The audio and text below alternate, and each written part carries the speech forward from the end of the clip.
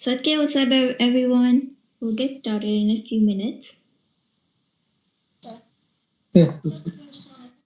Satkeval Sahib.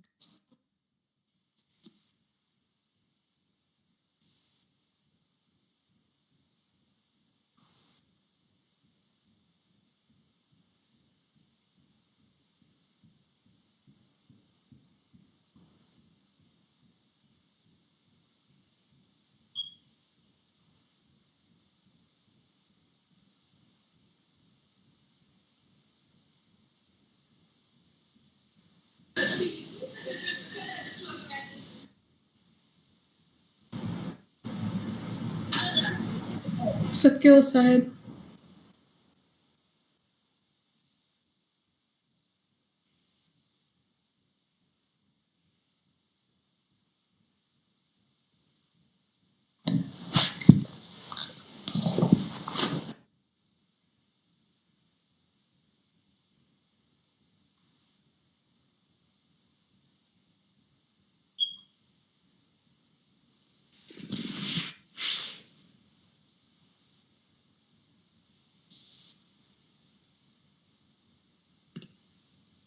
Okay, we can get started with our stuti. Srimad Karuna Sagar Maharaj ki jai, Kaivala Dham ki jai, Shri Avichal Das Ji Maharaj ki jai. Satkeval. Koti koti Vandana kariye Karuna Sagarane Narara સાગરને સમરણથી સુખ શાંતિ થાય દર્શન કરતા દુખડા જાય પાપ તાપ પૂજનથી સમાય નીતેનો ચાવર કરીએ સેવા સતગુરુ સાગરને કોટી કોટી વંદન કરીએ કરુણા સાગરને પ્રેમ થકી જો પદરજ પરસે અનંત કરુણા અરસઠી વરસે ગટ ક્રાંત કૈવલની દરસે પ્રીતે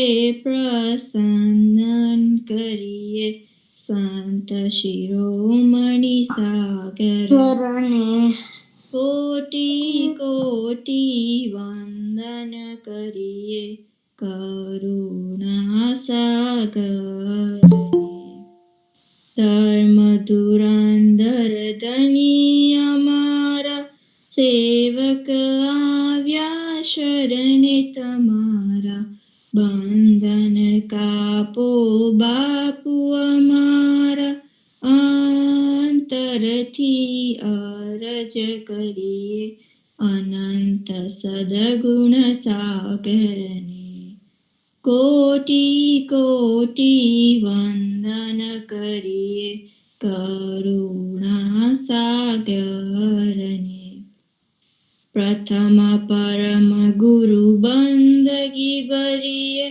કૈવલ કથાનો પ્રારંભ કરીએ રણ છોડ ધ્યાન ધનીનું ધરીએ દોડી દોડીને મળીએ શાંતિના મહાસાગરને કોટી કોટી વંદન કરીએ કરુણા સાગરને શ્રીમદ કરુણા સાગર મહારાજ કી જય કૈવલ ધામ કી જય શ્રી અવિચલદાસજી મહારાજ કી જય સત્ય.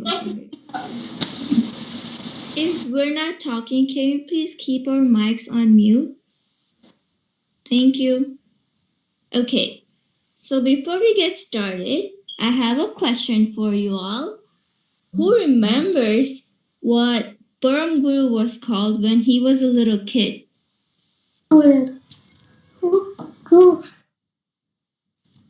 Prima said Kuer. Yes. His name, he was called Kuver when he was little. And Kuver's mother was Hetba and his father was Raghuvir. So Hetba Mata and Raghuvir would send Kuver or Param Guru to farm every day to make sure everything was alright. He was told to scare the birds away and make sure they didn't eat all the grains. So what would Kuver do? Kuver would go to the farm and instead of scaring the birds away, he would meditate and pray to Kaivalkarta all day. He saw that the birds were eating the crops, but he didn't say anything to them or he didn't do anything. And one day, some of Hetba's neighbors saw what Kuver was doing and went to complain to Hetba.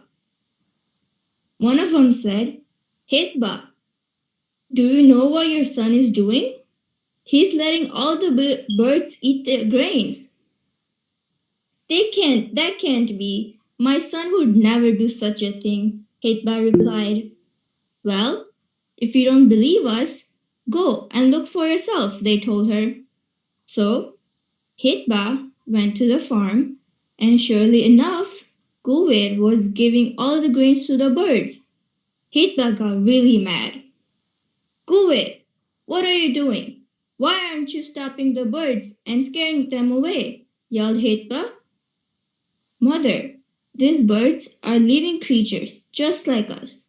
They must have some ansh or soul. They must have the same ansh like that we all have. They can't talk like we can, and that doesn't mean that we are better than them. They need food to survive just like us. Kuver replied. Hidba asked, But, Kuver, if you let all the birds eat the food, what will we eat? He said, Mother, how many pounds of grains do we make every year? I promise you that this year you will make 5 times more the amount. And that is exactly what happened. Hitba finally understood the true meaning of giving to other creatures. She also understood how all animals are the same for God and how we humans should try and use our strength to help all of God's creatures. Kuver wanted to teach that to her. So, who wants to explain to us what we just learned again?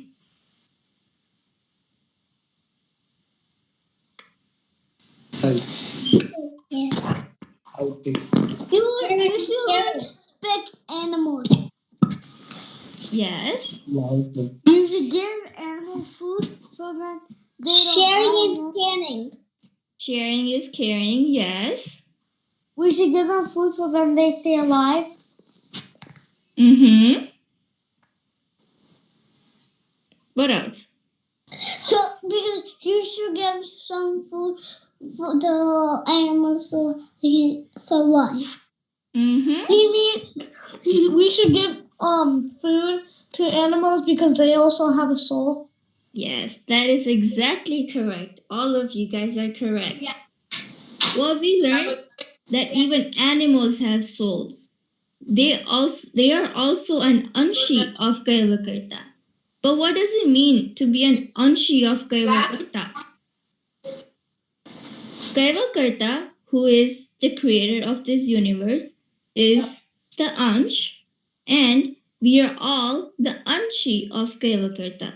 We all come from Kaivakarta. But what does it mean when I say we? We meaning humans, animals, and everything every living being is a part of Kaivalkarta. So we should help everyone whenever we can, whether they are humans or animals. Okay? Now, I have another picture for you guys. Okay? It is called Ajod Sahanubhuti. So, as we all know, the Param Guru was very generous and helpful. Like ordinary people, like people like you and I, could never be as helpful and generous as he was. One day, several sadhus, જે like મંદિરમાં પૂજા કરે ને તે sadhus, they were cleaning newly picked crop of millet or bajri. Bajri is like a grayish, greenish grain. So they had just finished picking and preparing the grains, and it was time for their dinner. So they all gathered the grains and put everything on one side and went to go eat. Seeing this, two thieves came to the room where they had kept the bajri and filled 2 bags with the bajri.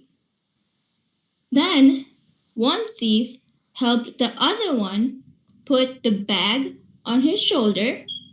However, the other thief didn't have anyone to help him lift the bag and put it on his shoulder.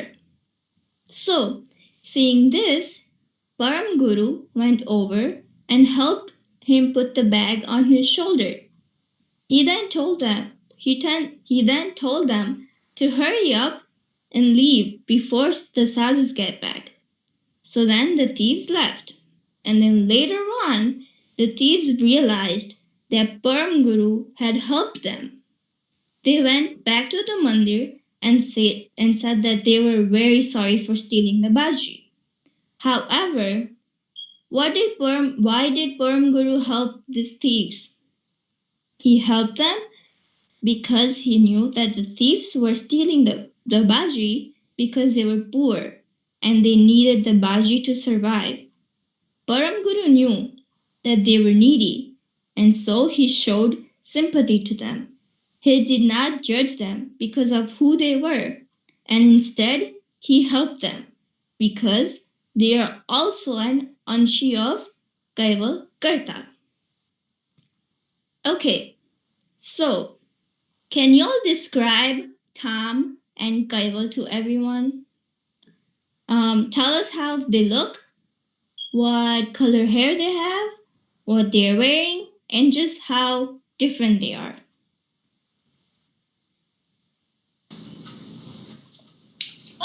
Black. Black what? Black hair. Black hair. Okay. Black hair, yes. Who has black hair? Gable is taller and Tom is shorter. Kaival is taller and Tom is shorter. Gable has a dark blue shirt.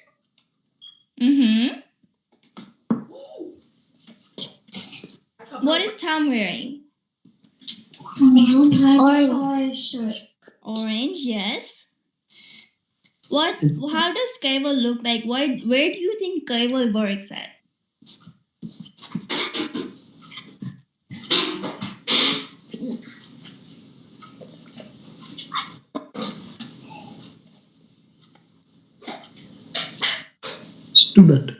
Student. Yes. And then what do you think about Tom?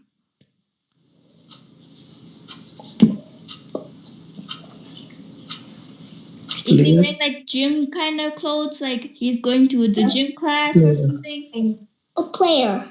A player, yes. A sports player. How is Tom's hair different than Gable's? Who has more hair? Tom or Gable? Gable. Gable has more hair, yeah. Tom doesn't have a lot of hair, right? Yes. Yeah. Yeah. So they both have all these differences. They have different hair, they're wearing different clothes. One of them is shorter than the other one of them is skinnier than the other one. But both of them has one thing in common. They are both the same from inside. In fact, we all look like the two images on the right from inside, just not the cartoon version. We all have the same type of bones and structure.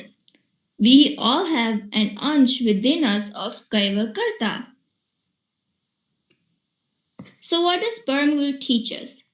Param Guru teaches us that we should never judge people on how they look.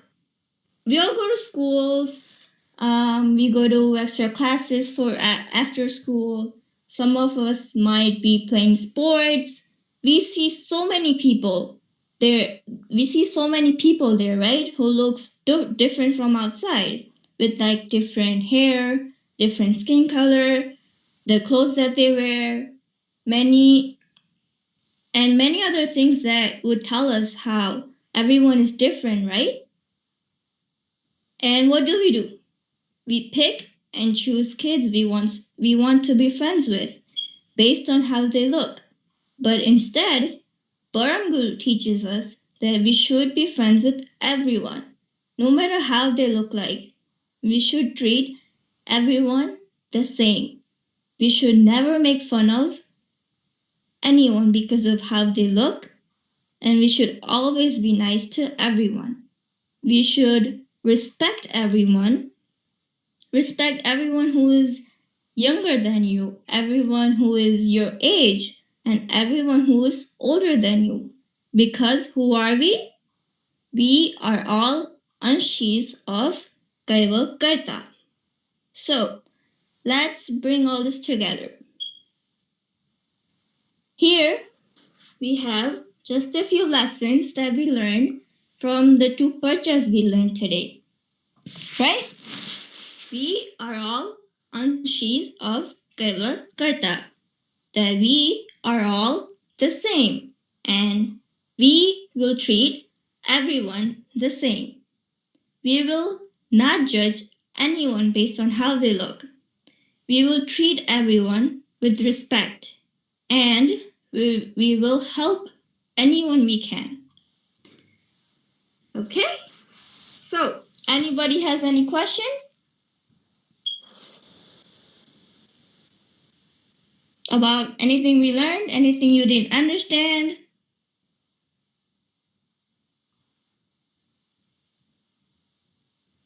No?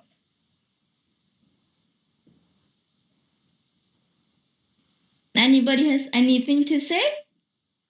Vishwa Didi?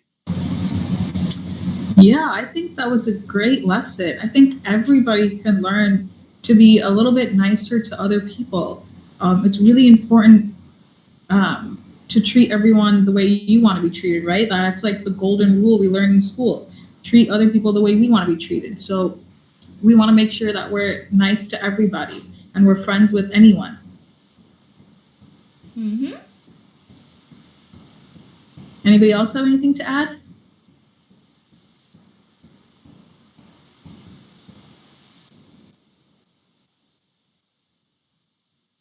What is Anj? Ansh? Okay. Ansh is our soul. Vishwa Didi, help me out over here. So let's see. Do you guys know what your soul means? It's how do you even? It means your heart.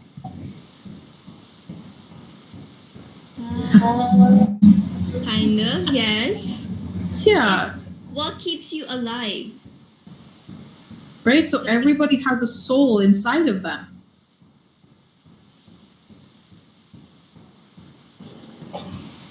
It's somewhere inside your body. That keeps us alive is food, water.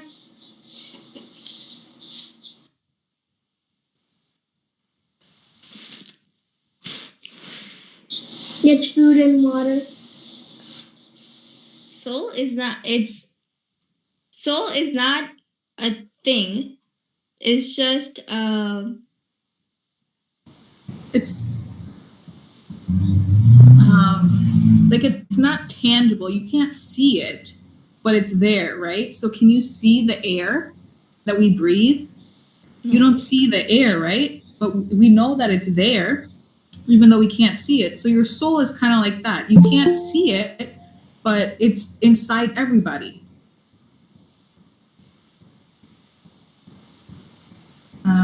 I hope that answered your question. Does anybody else have any other questions?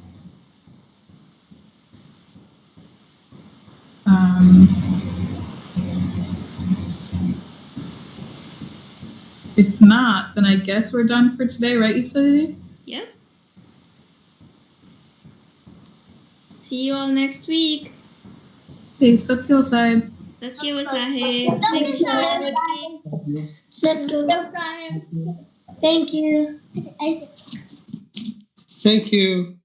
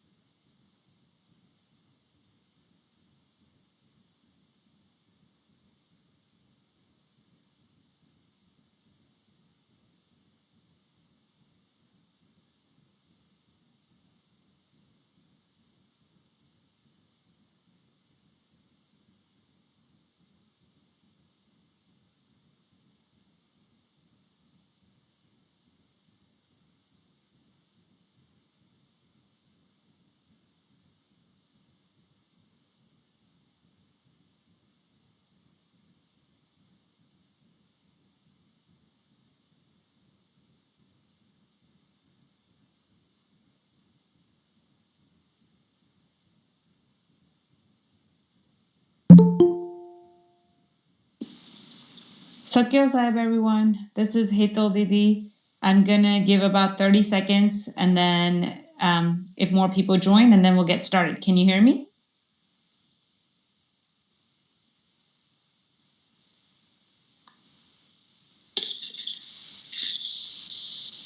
Urvi, can you hear me?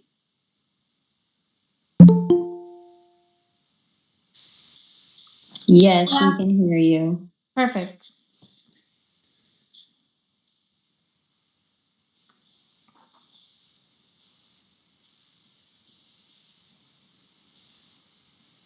All right, Urvi, if you could put the presentation on, and then we'll get started.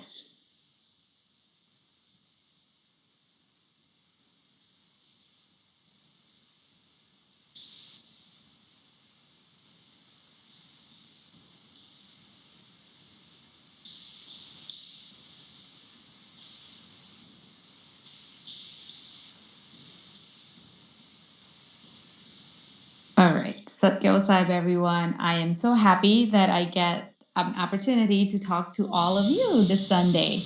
I would like to start by knowing something fun that maybe some of you guys did, and we'll keep that brief. But does anyone want to share what one fun activity you did this week? All right, Satya Sahib, everyone.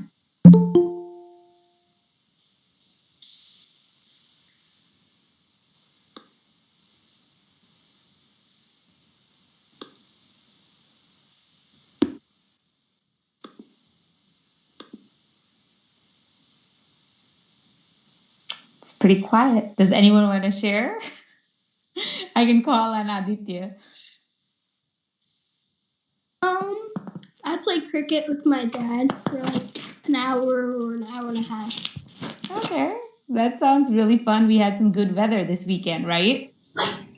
Yeah. We played basketball a little. Okay. All right. So thanks for both of you for sharing. I think just getting outdoor and playing a sport energizes you, and it's fun. Okay. So today we're going to be learning some basic principles that all of you have already learned, but then I'm hoping that just by learning, we can also talk about the next steps of what we can do. So next slide. This principle, every time you guys sing Param Guru Chalisa, we learned this, right? Ansh Anshika Bhed Samajaya Parabrahma Se Dhyana Lagaya, right? So basically in our Param Guru Chalisa, and the jnana or the knowledge that we get from all of our learnings, we understand that there's only one God. And in Gujarati, we use the word Karta for God, who is the one and only creator. And Karta is the one who has created everything, including all living things. So every living thing has an ansh. All of us, all the animals, all the trees. They all have an ansh as part of them, and we are related to Karta because we are part of him. Hence, we are related to each other. So, in this picture that you see on my right, so you have a little shark and a person, and on top of that, you have a bird. So that shark has a soul or an ansh. The person, if you take an example of us, we have an ansh within us, and then the bird does too. And each one of us, our ansh, is equally related to Karta. So we are all related to Karta. And we need to think about then, are we at all times showing our respect to all living things? And are we showing care, or are we harming them? Because if we are harming them, then that means that in a way we are harming Karta. We are disrespecting Karta. We are all related. We are all part of one. So we should not be disrespecting or harming other living things. Okay. So, but all around us, I'm sure you guys see it too, that there is violence, right? So, to briefly define it, so all of us are on the same page, what does violence mean? Violence means a behavior where we intend to hurt someone or harm someone or kill someone or something. That's violence. So there are many forms of violence. So we'll go to the next slide.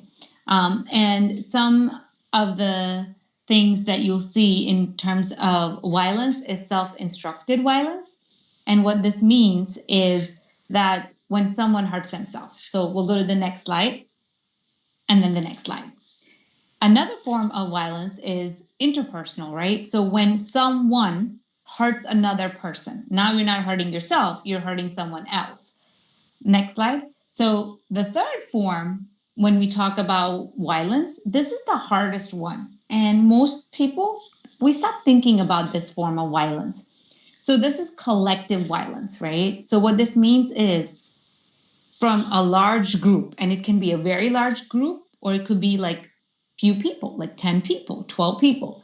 So when a group commits violence against someone or something, and there are many different examples that I can share with you. So for example, there's form of like a political violence.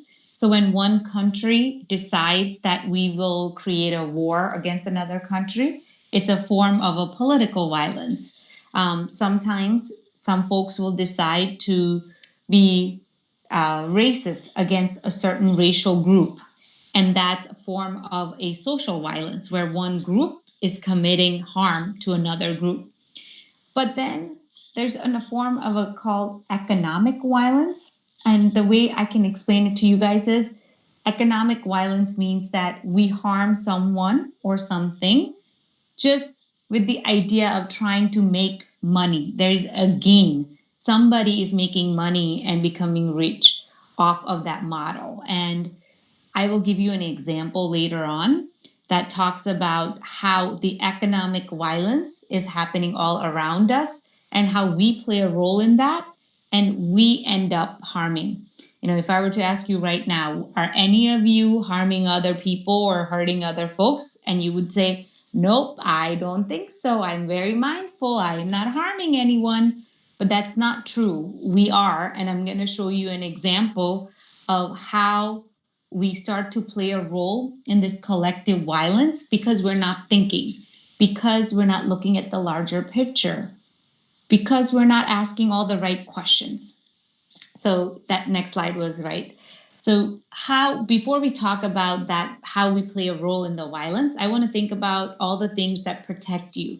So ever since you were little babies, you know, your safety, people thought about you, right? So when you go to the park, are you being safe? When you ride a bicycle, are you wearing your helmet? You know, if you are playing hard, your parents tell you, stop playing hard, you're going to hurt yourself. So there's always, you know, a protective factor of folks who love you around you that are always protecting you. But how long does this protection last, right? Until you go to school. And then you also have to protect yourself. So we'll go to next slide. So when you go to school, everything that your parents have done is correct. And hopefully that has given you self-esteem and you are strong. But in every school, doesn't matter what school you go to, elementary school, middle school, high school, private school, public school, when you're in school, you face all forms of violence. So one of the major kind of violence we see in schools is bullying. And there's more than one kind of bullying, right? So if you see a kid push another kid, right, that would be like physical bullying, like they're hurting another kid.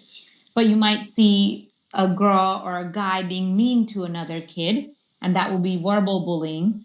Now you guys all have electronic devices, right? You connected with me in Satsang using an electronic device.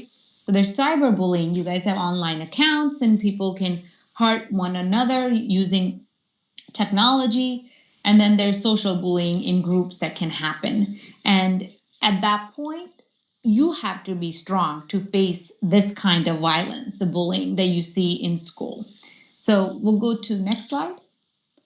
And sometimes without thinking, you can become part of this bullying, not realizing it, right? So if you have a couple of friends and they're picking on someone, but when you don't say something, you become part of this bullying. So that's easier to understand how you play a part in the violence that's related to bullying when we're hurting someone or harming someone. But what can you do? What can you do to prevent violence, right? And you're going to tell me, but I'm just a kid. What can I do? You can do a lot to prevent violence. And I want you to think about some of the things that I started to tell you earlier. What role do you play, right? You have to ask all the right questions. So you have to ask, how did this come here? Why did this come here? Where did it come from? So I think that food, everyone loves food. So food is a really good example for us to go into detail.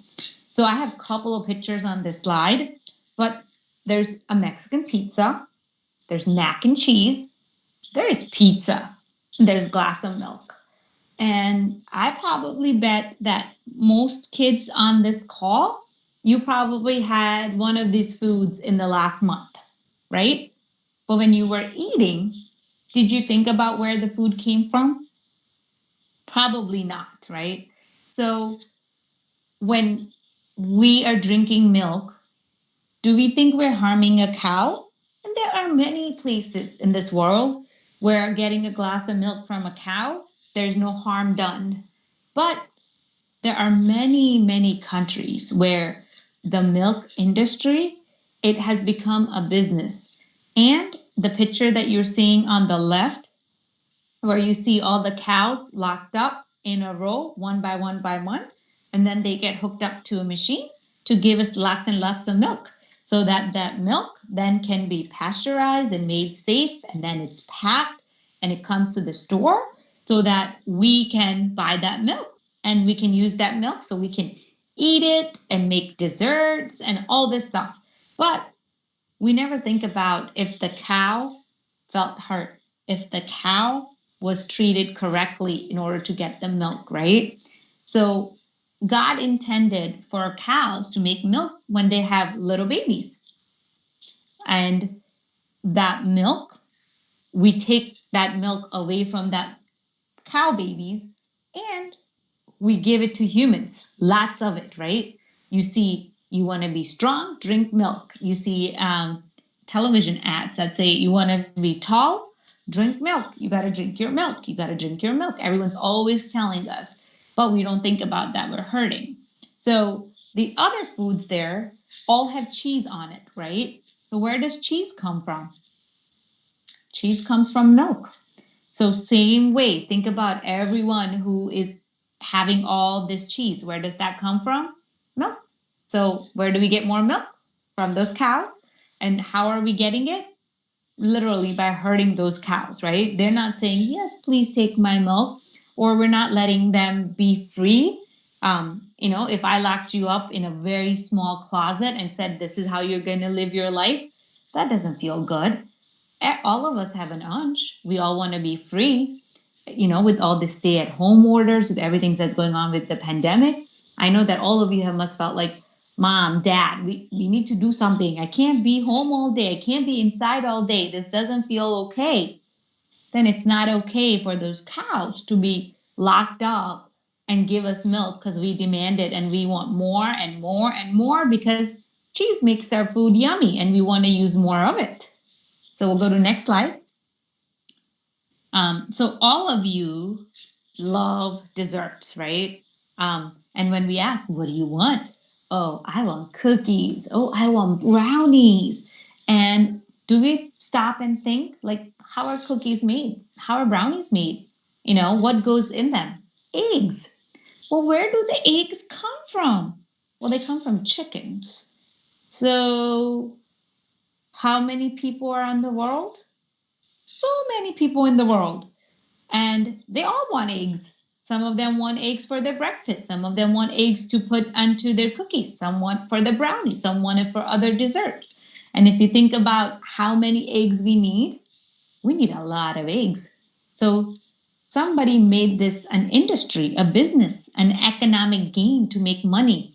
And they make chickens give a lot of eggs really quickly. And you see these chickens are, in small little cages. They don't even have space to walk around and eat their normal food. So basically, they produce a lot of eggs by harming chickens and hurting their feelings. And then they're available cheap in the store. So we can just get them for a few bucks, for a few dollars, and we can have the treats that we like. So, there are other ways to cook. And we need to be mindful of what foods we're eating, how much we're eating, and because of what we're eating, are we hurting someone else? So how can you help? We'll go to next slide. So here you are in the dark green. You're one person. And what can you do? You're not even doing all of your own groceries. Your parents are, or your grandparents are. So how we can help is by making choices.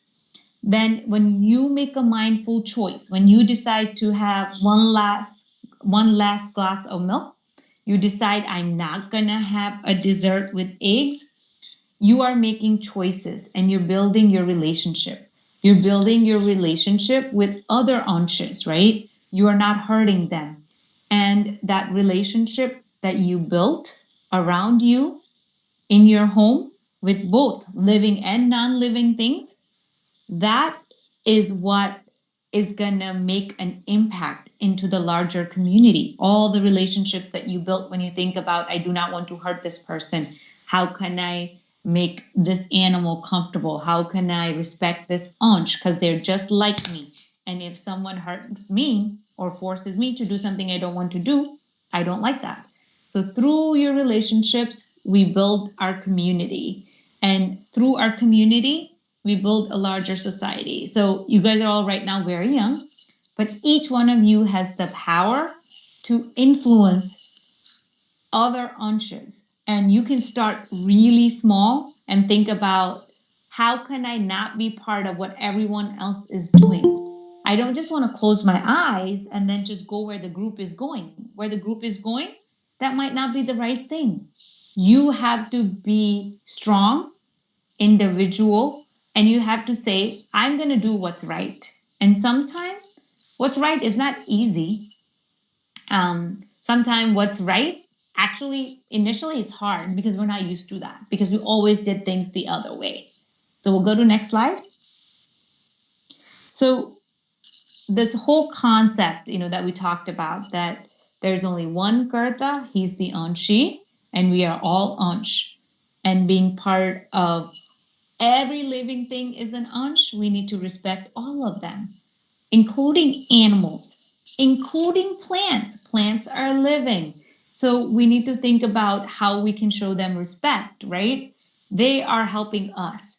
And sometimes we need the milk for the babies. So we want to respect our cows and do it in a way that doesn't hurt them. We don't want to join everybody else and just hurt them to get more milk at a cheaper price, right? So we'll go to next slide. So we have to eat healthy, right? So I give you an example of pasta and Mexican pizza and cookies. But think about, there are ways that you can eat healthy. And in the process, you are not hurting an ansh. So Karta has created so many fruits for us. He has created so many vegetables, trees that give us fruit, so we can eat healthy. So each meal, every time you're going to eat, you can think about how you can be healthy, right? So today, if you're having a taco, you could sort of say to your parents that, let's go and not have cheese on my taco today. Now that's hard, right? I paused for a while. I thought about it. Like, is my taco going to taste the same if I have it without cheese? But you can. And you have to try it. And you have to challenge yourself to try something differently.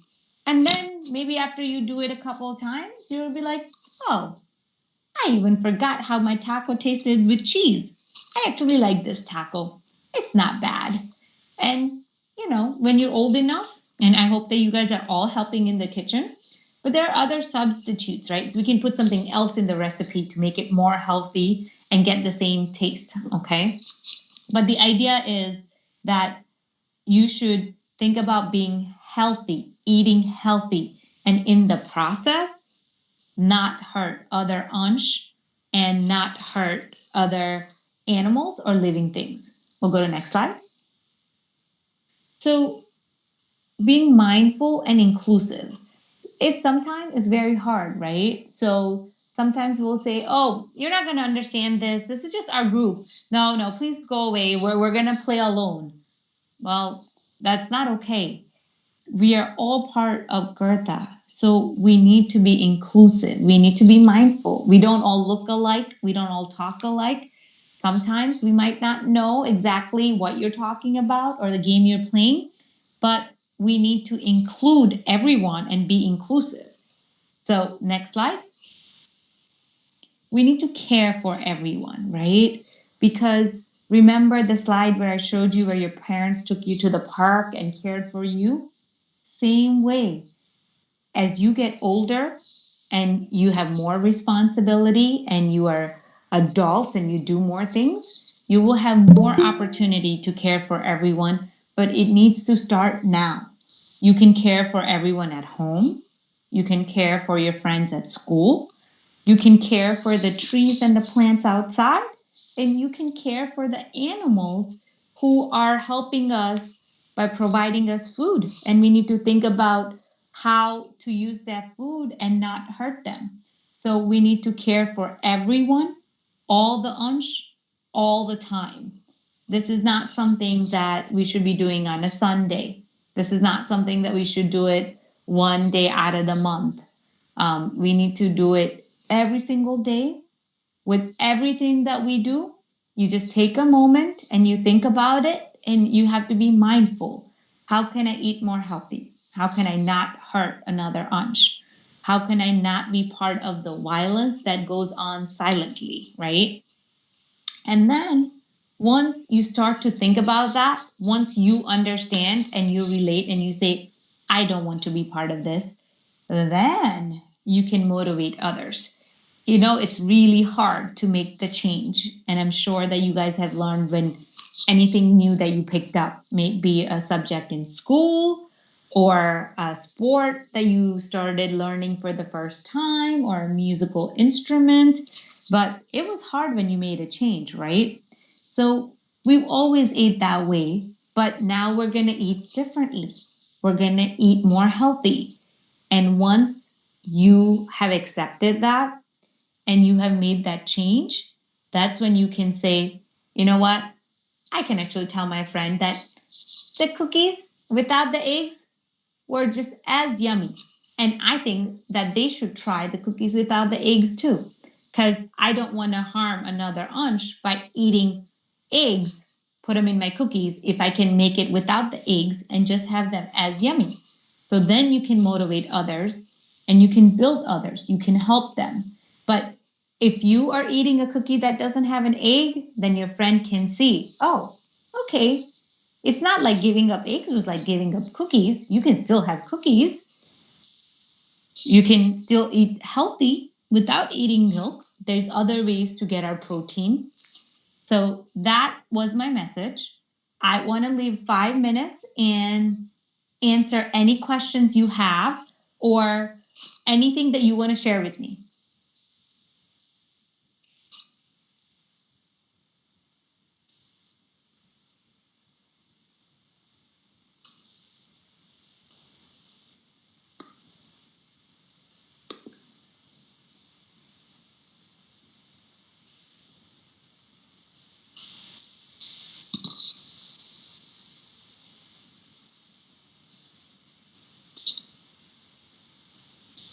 So I don't hear any questions. So then I can challenge you. Can you give me an example of a food that you might have had today where another ansh might have been harmed in the process of giving us that food?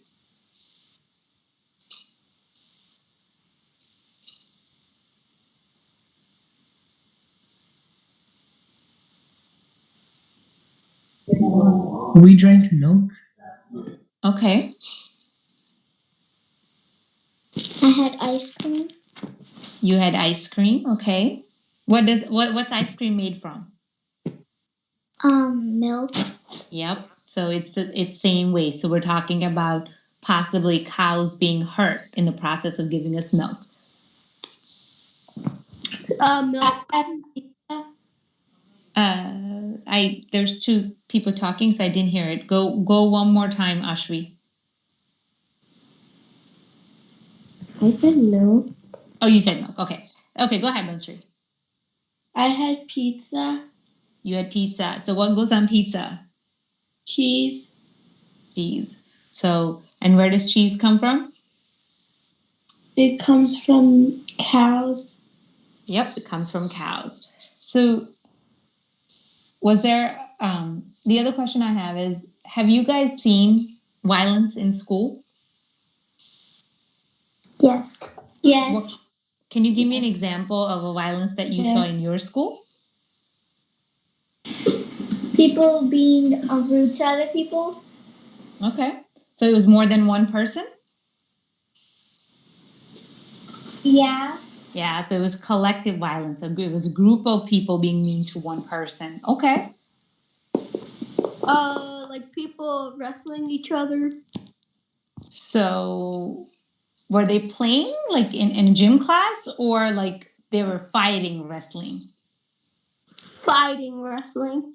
Oh, okay. So this would be like an interpersonal violence, like one person wrestling with another, and then they could both hurt each other, which is not good. What's another example? If someone says that you can't play with them because you're not their friend. Yes. So people are mean to us, they don't include us, and they say, you're not my friend, you can't play with me, and they're being non-inclusive. So I hope that today all of you learned that we need to be inclusive, that we need to respect all. And the purpose of our lesson was to remind us, as we learn in Param Guru Chalisa, that there's only one Anshi, and we are all Ansh of Kaivalkarta. And because of that, we need to respect everyone, people younger than us, people older than us, animals, trees, grass, all living things. They all have an Ansh, and we need to respect them. So thank you all for joining. Thank you all for listening to me and participating today. Satkeval Sahib. Satyaval Sahib. Satyaval Sahib.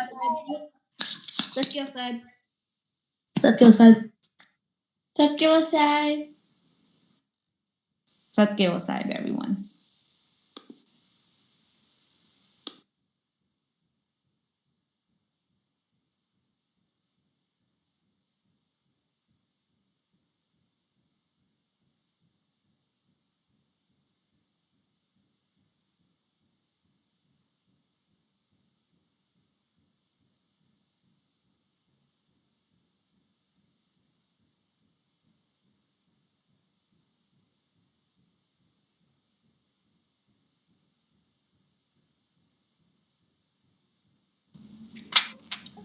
Satyaval Sahib, everyone.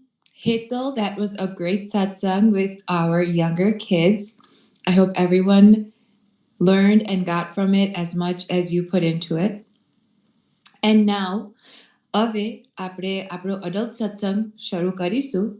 તો આપણને આજે મીનો ભાભી બોલ્ટિમોરથી આપણને adult સત્સંગ કરાવશે. અને ત્યાર પછી આપણે આપણા જે યુવાનોનો અંગ્રેજીમાં સત્સંગ છે એ કરીશું. તો હવે હું મીનો ભાભીને કહું છું કે આપણને સત્સંગ કરાવે. સત્કેવલ સાહેબ.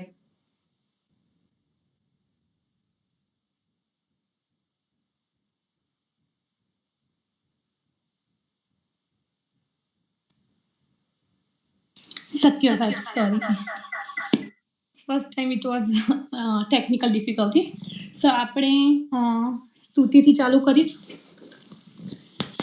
કૈવલમ ચિદેનમ અવેનમ વયનમ દિગાનમ લઘુયમ અમોહમ અમસ્તુ નિરાલમ નારાયણમ અહમ નમ પ્રણેયમ નયેતિ નણેયમ પ્રણાયમ પરંતુ જપેનમ જપાયમ કાયમ નમયાય मनाति मगोऽयं स्वयं तं समस्तु जहानं न दाता देयनं विचन्दं विनयचे करोति विवर्जितवस्तु विविवै वेदन्तम् अचन्तेन चन्तं सुनाति सनातं जनात अनन्तु अगाधं बोहोदं लहे जन्महादं कुबेरं तेयम्मं नमामि नमस्तु।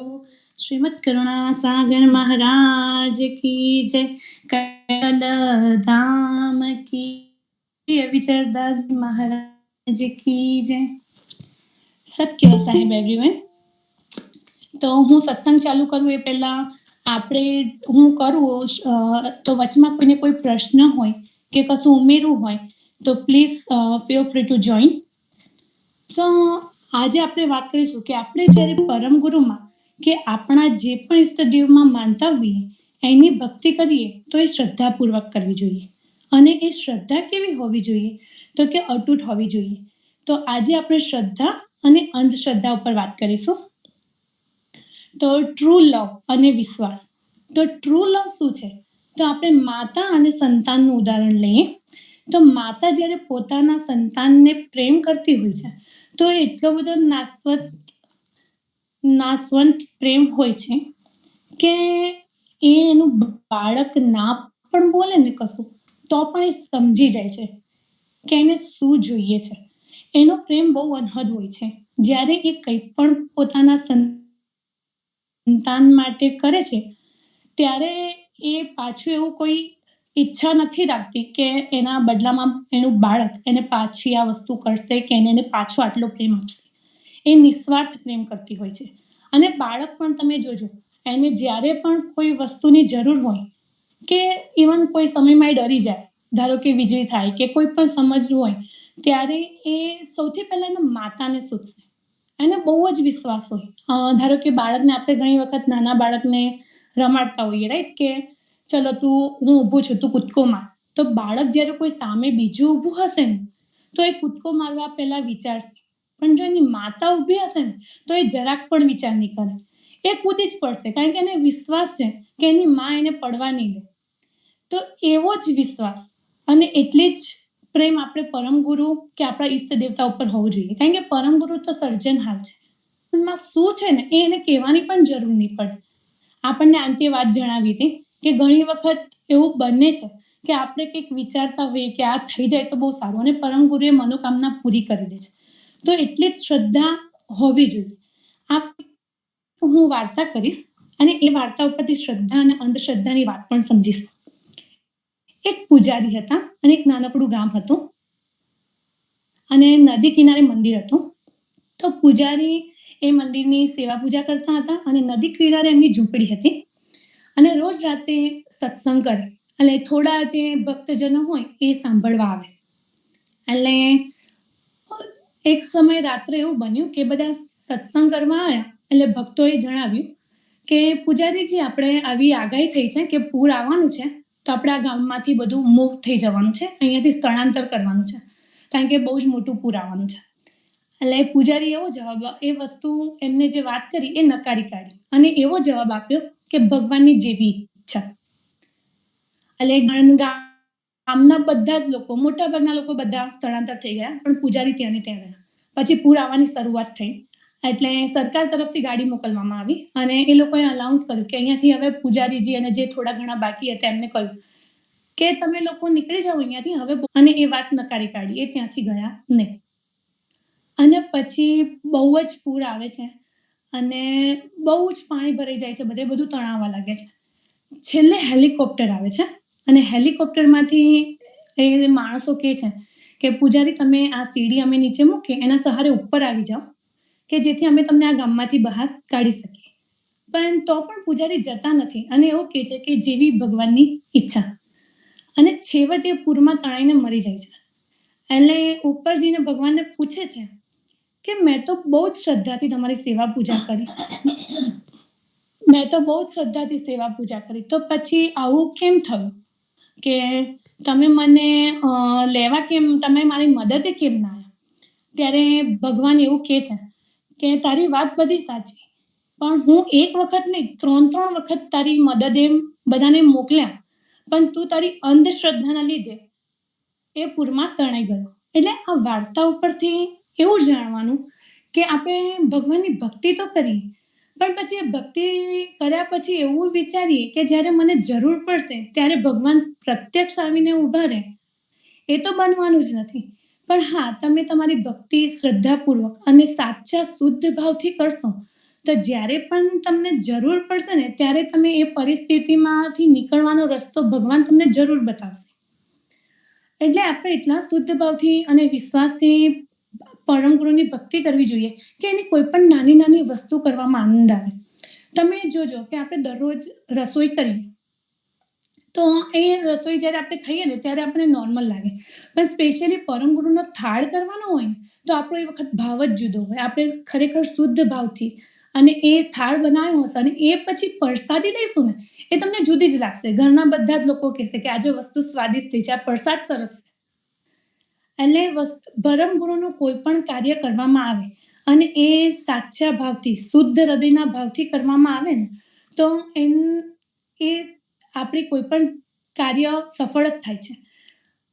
પણ ઘણી વખત એવું ઊંધું બને છે કે આપણે પરમ ગુરુના દર્શન તો કરી લઈએ, પણ જ્યારે પાછા ફરીને કોઈ આપણને એવો પ્રશ્ન પૂછે ને કે પરમ ગુરુએ કયા કલરનો ખેસ ધારણ કર્યો હતો કે કયા વાઘા ધારણ કર્યા હતા, તો આપણને ખબર નથી હોતી. તો આપણે કોઈ પણ વસ્તુ પરમ ગુરુનું સેવા પૂજાનું કાર્ય નાની નાની વસ્તુ હોય એ બહુ જ ચીવટપૂર્વક, જેમ નારાયણદાસજી મહારાજ એ બહુ જ નાની નાની વસ્તુનું ધ્યાન રાખતા હતા. એ પરમ ગુરુની સેવા કરતા હતા એટલે નજીવી બાબતનું કોઈ પણ નાની બાબત પરમ ગુરુની સેવા એમના માટે એક અમૂલ્ય લાભ બની જતો હતો. એટલે જ પરમ ગુરુના ચિહ્નો એમને પ્રથમ પ્રકરણમાં નારાયણદાસજી મહારાજે બહુ જ સરસ રીતે વર્ણવ્યા છે. અને એટલું જ નહીં, નારાયણદાસજી મહારાજને પરમ ગુરુ પર ખૂબ જ શ્રદ્ધા અને વિશ્વાસ હતી. આપણને ઘણા લોકોને સુરકુવાનો પરચો ખબર હશે, પણ હું અહીંયા ફરીથી એક વખત કહીશ કે રૂપિયાપુરા ગામમાં પરમ ગુરુની પધરામણી થાય છે અને પરમ ગુરુ ત્યાં સત્સંગ કરવા ભક્તજનો સાથે જાય છે. એટલે તે જ સમય સુરકુવા, એના રૂપિયાપુરા જોડે સુરકુવા નામનું ગામ છે, એમાં નારાયણદાસજી મહારાજ પરમ ગુરુની પ્રતિમા પ્રસ્થાપિત કરવાનું વિચારે છે કે જેથી રોજ પરમ ગુરુ ત્યાં સમક્ષ હાજર છે એવી રીતે એમની સેવા પૂજા થાય અને ઉપાસના થાય. એટલે ત્યારે સુરકુવામાં નારાયણદાસજી મહારાજને ખબર પડે છે કે પરમ ગુરુ રૂપિયાપુરામાં પધાર્યા છે, જેથી એ ત્યાં જાય છે અને પરમ ગુરુને આમંત્રણ કરવાનું વિચારે છે કે સુરકુવામાં પ્રતિમા પ્રસ્થાપિત કરવા માટે તે આવે. તો એ ત્યાં આમંત્રણ આપવા માટે જાય છે. એટલે ત્યાં જાય છે ત્યારે રૂપિયાપુરા ગામમાં પરમ ગુરુનો સત્સંગ ચાલતો હોય છે.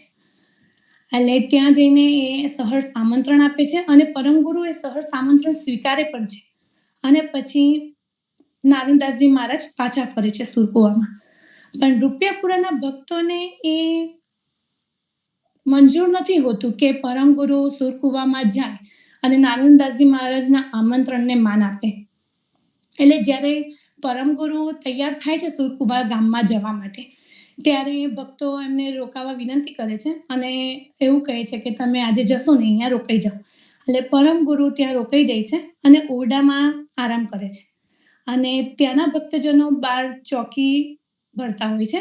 અને તે જ સમયે સુરકુવામાં જે બધી તૈયારીઓ ચાલી રહી હોય છે ત્યાં નારાયણદાસજી મહારાજ ખૂબ જ શ્રદ્ધાપૂર્વક, અને એમને વિશ્વાસ જ હોય છે કે પરમ ગુરુ ચોક્કસ આવશે જ, એટલે બહુ જ ભાવથી ત્યાં સેવા પૂજા કરતા હોય છે. અને પરમ ગુરુને પણ નારાયણદાસજીની વિશ્વાસ અને અતૂટ શ્રદ્ધા એટલી બધી હોય છે કે એમને ત્યાં હાજર થવું જ પડે છે. એટલે એ જે અબીલ ગુલાલનો અભિષેકને ચાલતો હોય છે એ ત્યાં સ્વીકાર કરે છે પરમ ગુરુ. એટલે પરમ ગુરુ અને આ જ વસ્તુની રૂપિયાપુરાના ભક્તજનોને ખબર પડે છે કે પરમ ગુરુ સુરકુવા ગામમાં આવી રીતે નારાયણદાસજી મહારાજની સેવા પૂજા સ્વીકારી છે. તો એ જ્યારે ઓરડું ખોલીને જોવે છે તો પરમ ગુરુ તો ત્યાં જ સૂતા હોય છે. પણ એમનું આખું શરીર અબીલ ગુલાલથી રંગાયેલું હોય છે. ત્યારે એમને એમની ભૂલ ખબર પડે છે અને પરમ ગુરુ ઉપર માફી માંગે છે. એમને એમની પરમ ગુરુની આવી દિવ્ય શક્તિનો ભાન થાય છે અને એમની ભૂલનો સ્વીકાર કરે છે. તો આટલી અતૂટ શ્રદ્ધા અને આવો અતૂટ પ્રેમ હતો નારણદાસજી મહારાજને પરમ ગુરુ ઉપર. એટલું જ નહીં, પણ પરમ ગુરુએ નારણદાસજી મહારાજે કહ્યું છે કે પરમ ગુરુના શરણમાં જો આપણે આપણી જાતને સોંપી દઈએ ને તો કોઈ જાતનો ભય રહેતો નથી. એટલે આપણે ઘણી વખત સાંભળતા હોઈએ છીએ કે ઘણી વખત બધાને અનુભવ થયો હશે કે આ બહુ કોમન વસ્તુ છે કે આપણે કશે રસ્તામાં જતા હોય તો બિલાડી આડી જાય તો આપણા જોડે સ્પેશિયલ કોઈ એડલ્ટ પર્સન હોય કે મોટું હોય તો આપણને કહેશે કે બિલાડી પાસ થઈ, આ તો અશુભ કહેવાય, આ અપશુકન થયું. કે ઘરમાં દૂધ ઢળે કે કશું થાય તો કે આ તો અપશુકન કહેવાય, અશુભ થયું. ઘણા લોકો ભૂત પ્રેતમાં માનતા હોય, ઘણા લોકો પિતૃદોષની વાતો કરતા હોય કે આ પિતૃનો આ દોષ છે, કે પછી ઘણા લોકો ગ્રહોમાં પણ માનતા હોય કે આ ગ્રહ નડે છે, આ ગ્રહ શનિનો ગ્રહ નડે છે કે આની પૂજા કરાવો કે એવું બધું. પણ નારણદાસજી મહારાજે કહ્યું છે ગુરુ મહિમામાં કે પીડે ન પિતૃ યક્ષ દાનવ દેહ, સાચો પરમ ગુરુ સાથે અહમેવ, રાજા રંક ભૂત પિશાચ સમેત, નવગ્રહ આદ્ય પનોતી સહિત. એટલે કે પરમ ગુરુ સાથે સાચો અને દ્રઢ પ્રેમ હોય છે. તેને પિતૃઓ, દેવો, દાનવો કે યક્ષ દુઃખ આપી શકતા નથી. તેમજ રાજા, રંક, ભૂત, પિશાચ કે નવગ્રહોની આદ્ય લઈ પનોતી સહિત કોઈ દુઃખી કરી શકતા નથી. તો આટલી બધી અદ્ભુત અનુભૂતિ પરમ ગુરુની ભક્તિમાં છે. એટલું જ નહીં, પણ ઘણી વખત આપણે એવું પણ સાંભળીએ છીએ કે આ જગ્યા પવિત્ર નથી, કે ઘણા લોકો શુદ્ધિકરણ કરાવતા હોય છે જગ્યાનું, કે પછી અમુક જગ્યા ઉપર જઈને એવું કે આ જગ્યા શુદ્ધ નથી, એનું વાતાવરણ બરોબર નથી, તો અમુક વિધિ વિધાન કરાવતા હોય છે કે પાઠ કરાવતા હોય છે.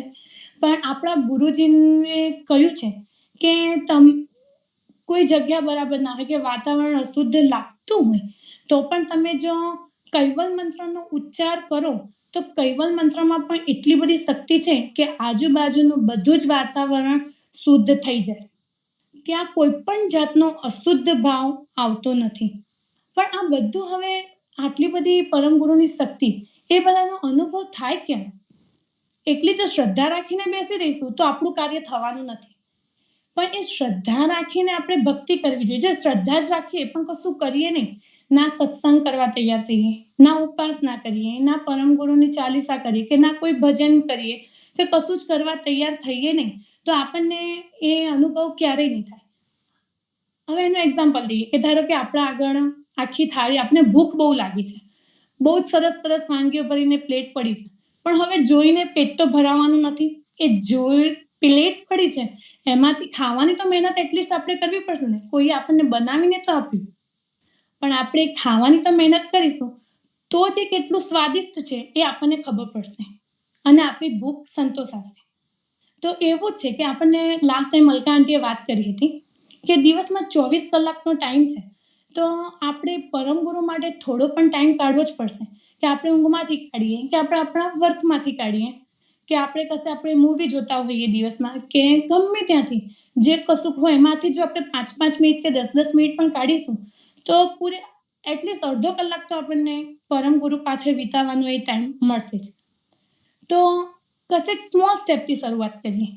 હવે હું એ વસ્તુ સમજાવવા માટે એક એક્ઝામ્પલ લઉં કે હું જ્યારે અહીંયા આ ઘરમાં આવી ત્યારે મને પરમ ગુરુના જ્ઞાનનું કોઈ નોલેજ જ નહોતું. મેં પહેલી વખત જ આ સંપ્રદાય વિશે સાંભળ્યું. પણ બાલ્ટીમોરમાં જ્યારે ગુરુજીની પહેલી નિષ્ઠા થઈ ત્યારે જે આપણા 9 નિયમ છે એ મેં પહેલી વખત સાંભળ્યા.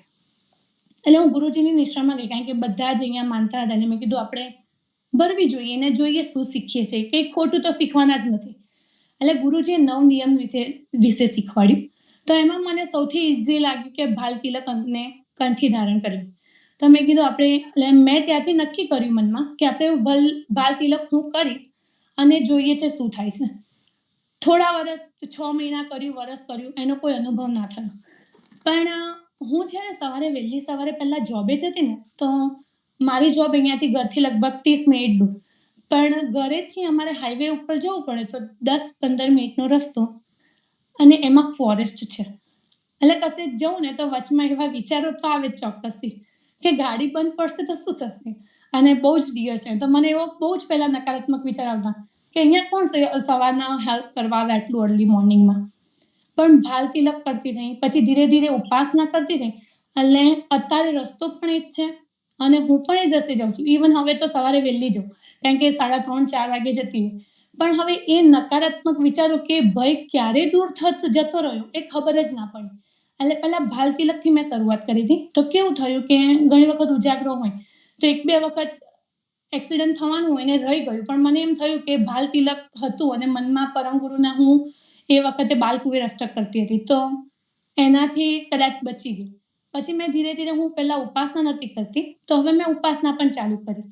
તો વધારે શ્રદ્ધા કરવાનું અને વધારે ભક્તિ કરવાનું મન થયું. તો આ મારો પર્સનલ પરચો છે.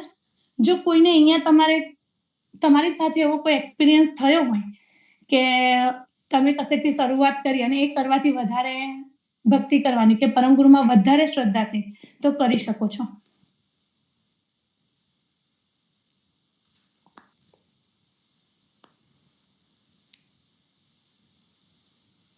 ભાભી,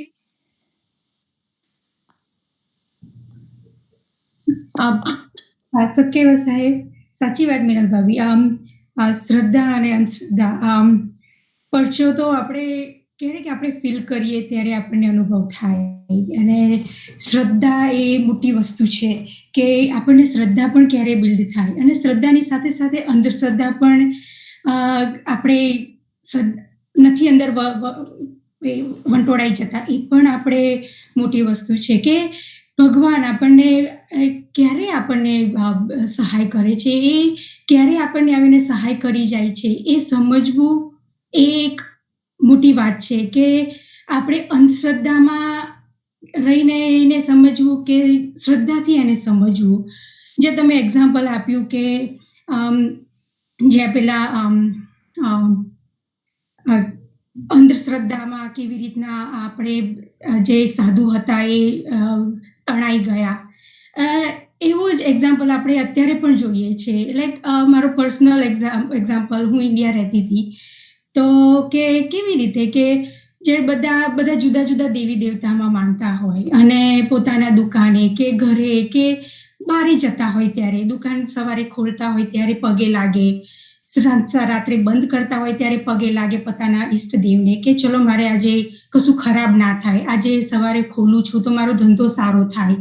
કે ઘરની બહારે જતા હોય ત્યારે પગે લાગે કે ચલો હું આજે 2 દિવસ મારું ઘર બંધ છે, હું બહારે જઉં છું તો ભગવાન ઘરમાં બધી વસ્તુઓ પડી હોય તો એનું ધ્યાન રાખજો. પણ એ અંધશ્રદ્ધા આપણે ક્યાં સુધી અને કેવી રીતે, આપણે જો કદાચ કશું અનિષ્ટ થવાનું હોય ત્યારે આપણે એમ વિચારીએ કે આપણા ઈષ્ટદેવ આવીને આપણને કદાચ યાદ દેવડાવે કે આજે તારું ઘર ક્યાંક લોક કરવાનું બંધ થઈ ગયું છે કે તારો દુકાનનો દરવાજો બંધ કરવાનો રહી ગયો છે, તો કદાચ આપણને યાદ કરાવે.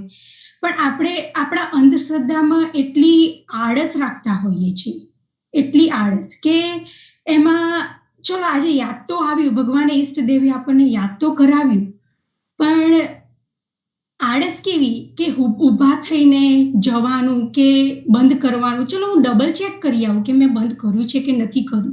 પણ આપણે શું કરતા હોઈએ છીએ કે ચલો ભગવાનને પ્રાર્થના કરી છે ને આજે, ચલો ભગવાન મારું સાચવી લેજો, દુકાનમાં કંઈ ના થવું જોઈએ કે મારા ઘરે કંઈ ના થાય કે પ્લીઝ સાચવી લેજો. પણ જ્યારે ઈષ્ટદેવ આવીને આપણને યાદ કરાવે છે, એ ઈશારો આપે છે કે તું જઈને ચેક કરી આવ, પણ આપણે આપણી અંધશ્રદ્ધા કેવી હોય છે કે આપણે ચલો મારા ઈષ્ટદેવ સાચવી જ લેશે. એટલે આપણે શ્રદ્ધા શું છે અને અંધશ્રદ્ધા શું છે એ સમજવું મોટી વસ્તુ છે. અને એ આપણે ભક્તિ કરીએ કે કેવી ભક્તિ કરીએ કે જેવી તમે કીધું કે આપણને પરમ ગુરુ જેવો પરચો કીધો કે નારાયણદાસજી મહારાજને પણ પરમ ગુરુ કે રૂપિયાપુરામાં પરમગુરુ રૂપિયાપુરામાં હતા અને સુરકુવા જે ઉપાસના એમણે કરી અને બધે જ એ અભિષેક પરમગુરુના ચરણમાં આવીને રૂપિયાપુરામાં પડ્યા. એ શ્રદ્ધા આપણી એવી શ્રદ્ધાથી આપણે પૂજા કરીએ તો પરમગુરુ આપણને સહાય કરે જ છે અને હંમેશા કરે. તો એક પર્સનલ એક્સપિરિયન્સ અમને પરચો એકચ્યુઅલી અમારે શેર કરવો છે. તો અમારા જ્યારે મારા લગ્ન થયેલા ને એક વર્ષ પહેલાં, તો જસ્ટ લાઈક મિનલ ભાભી મારે બી નવું, જોકે મારા ડેડના ઘર હતું જ કૈવલ ધર્મ પાળતા હતા, પણ બહુ હું છે ને બહુ ડીપ અંદર નથી આવી ને એટલું બધું મને કંઈ ઇન્ફોર્મેશન, એટલું બધું જ્ઞાન બી નહોતું પરમગુરુના ઉપર, કે પરમગુરુના જ્ઞાન વિશે મને બહુ મચ ખબર નથી. તો જ્યારે મારા લગ્ન થયા પછી 1-2 વર્ષ પછી હું થોડું જેવું જાણતી થઈ છું, થોડું જ્ઞાનનું. અને પછી એમાં મારા બ્રધર ઇન લો, દિયરના લગ્ન થવાના હતા. તો એમને ઇન્ડિયા લગ્ન થવાના હતા અને અમે બધા આખું ફેમિલી ઇન્ડિયા જવાના હતા. તો આ વાત છે, તો મારા ઇનલોઝ બધા જતા રહ્યા અને ખાલી હું જ અને મારા હસબન્ડ અને મારા બ્રધર ઇન લો બી ઇન્ડિયા જતા રહ્યા. અને 2 વીકની અંદર આ લગ્ન થવાનું હતું. અને પછી હું એક દિવસ પેક કરતી હતી, અઠવાડિયું પહેલાં હું પેક કરતી હતી. અને પેકિંગમાં મેં પાસપોર્ટ લીધો અને મારી સબકોન્શિયસ માઇન્ડમાં જ્યાં બ્લાઇન્ડ હતું એની પાછળ મેં મૂકી દીધું અને આઈ ફોરગોટ અબાઉટ કે મેં ત્યાં મારું પાસપોર્ટ મૂક્યો છે. અને મેં પેક કર્યું ને પછી મારો સન હતો એટલે આઈ સ્ટાર્ટેડ પ્લેઇંગ, એની સાથે રમવા મળી. અને કમ્પ્લીટલી હું ભૂલી જ ગઈ કે મેં ક્યાં શું મૂક્યું છે, કેમ કે ઓબ્વિયસલી હું મારા સબકોન્શિયસ માઇન્ડમાં કરતી હતી એટલે મને ખબર જ ના પડી અનસબકોન્શિયસ માઇન્ડ, એટલે આઈ ડીન્ટ નો કે હું શું કરું છું. મેં પાસપોર્ટ મૂક્યો ત્યાં, હું ભૂલી જ ગઈ મેં ત્યાં મૂક્યો. પછી જવાનો એક જ દિવસ બાકી હતો અને મેં કીધું ચાલો હું જોઈ લઉં બધું, પેકિંગ મારું થઈ ગયું છે તો હું પાસપોર્ટ બી સરખું મૂકી દઉં. તો હું પાસપોર્ટ લેવા ગઈ. મેં કીધું મારો રૂમ જ પડ્યો છે ને, એટલે હું રૂમમાં પાસપોર્ટ લેવા ગઈ, પણ મને પાસપોર્ટ જ ના મળે.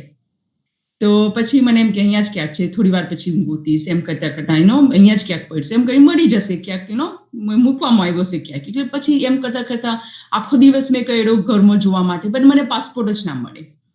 એના એ ટાઈમે હું છે ને લાઈક અમેરિકન સિટીઝન નથી, એટલે I was a green card holder, એટલે મારે obviously I have to, if my passport is lost, I had a Kenyan passport, so if મારો પાસપોર્ટ લૂઝ થઈ જાય, so I have to apply for the passport, which takes about 4 weeks, and then એના પછી I had to apply for the visa to go to India because I don't have Indian passport. I have to apply for visa for Indian visa. That takes another 2 weeks, so maybe let's say maybe 1 week more.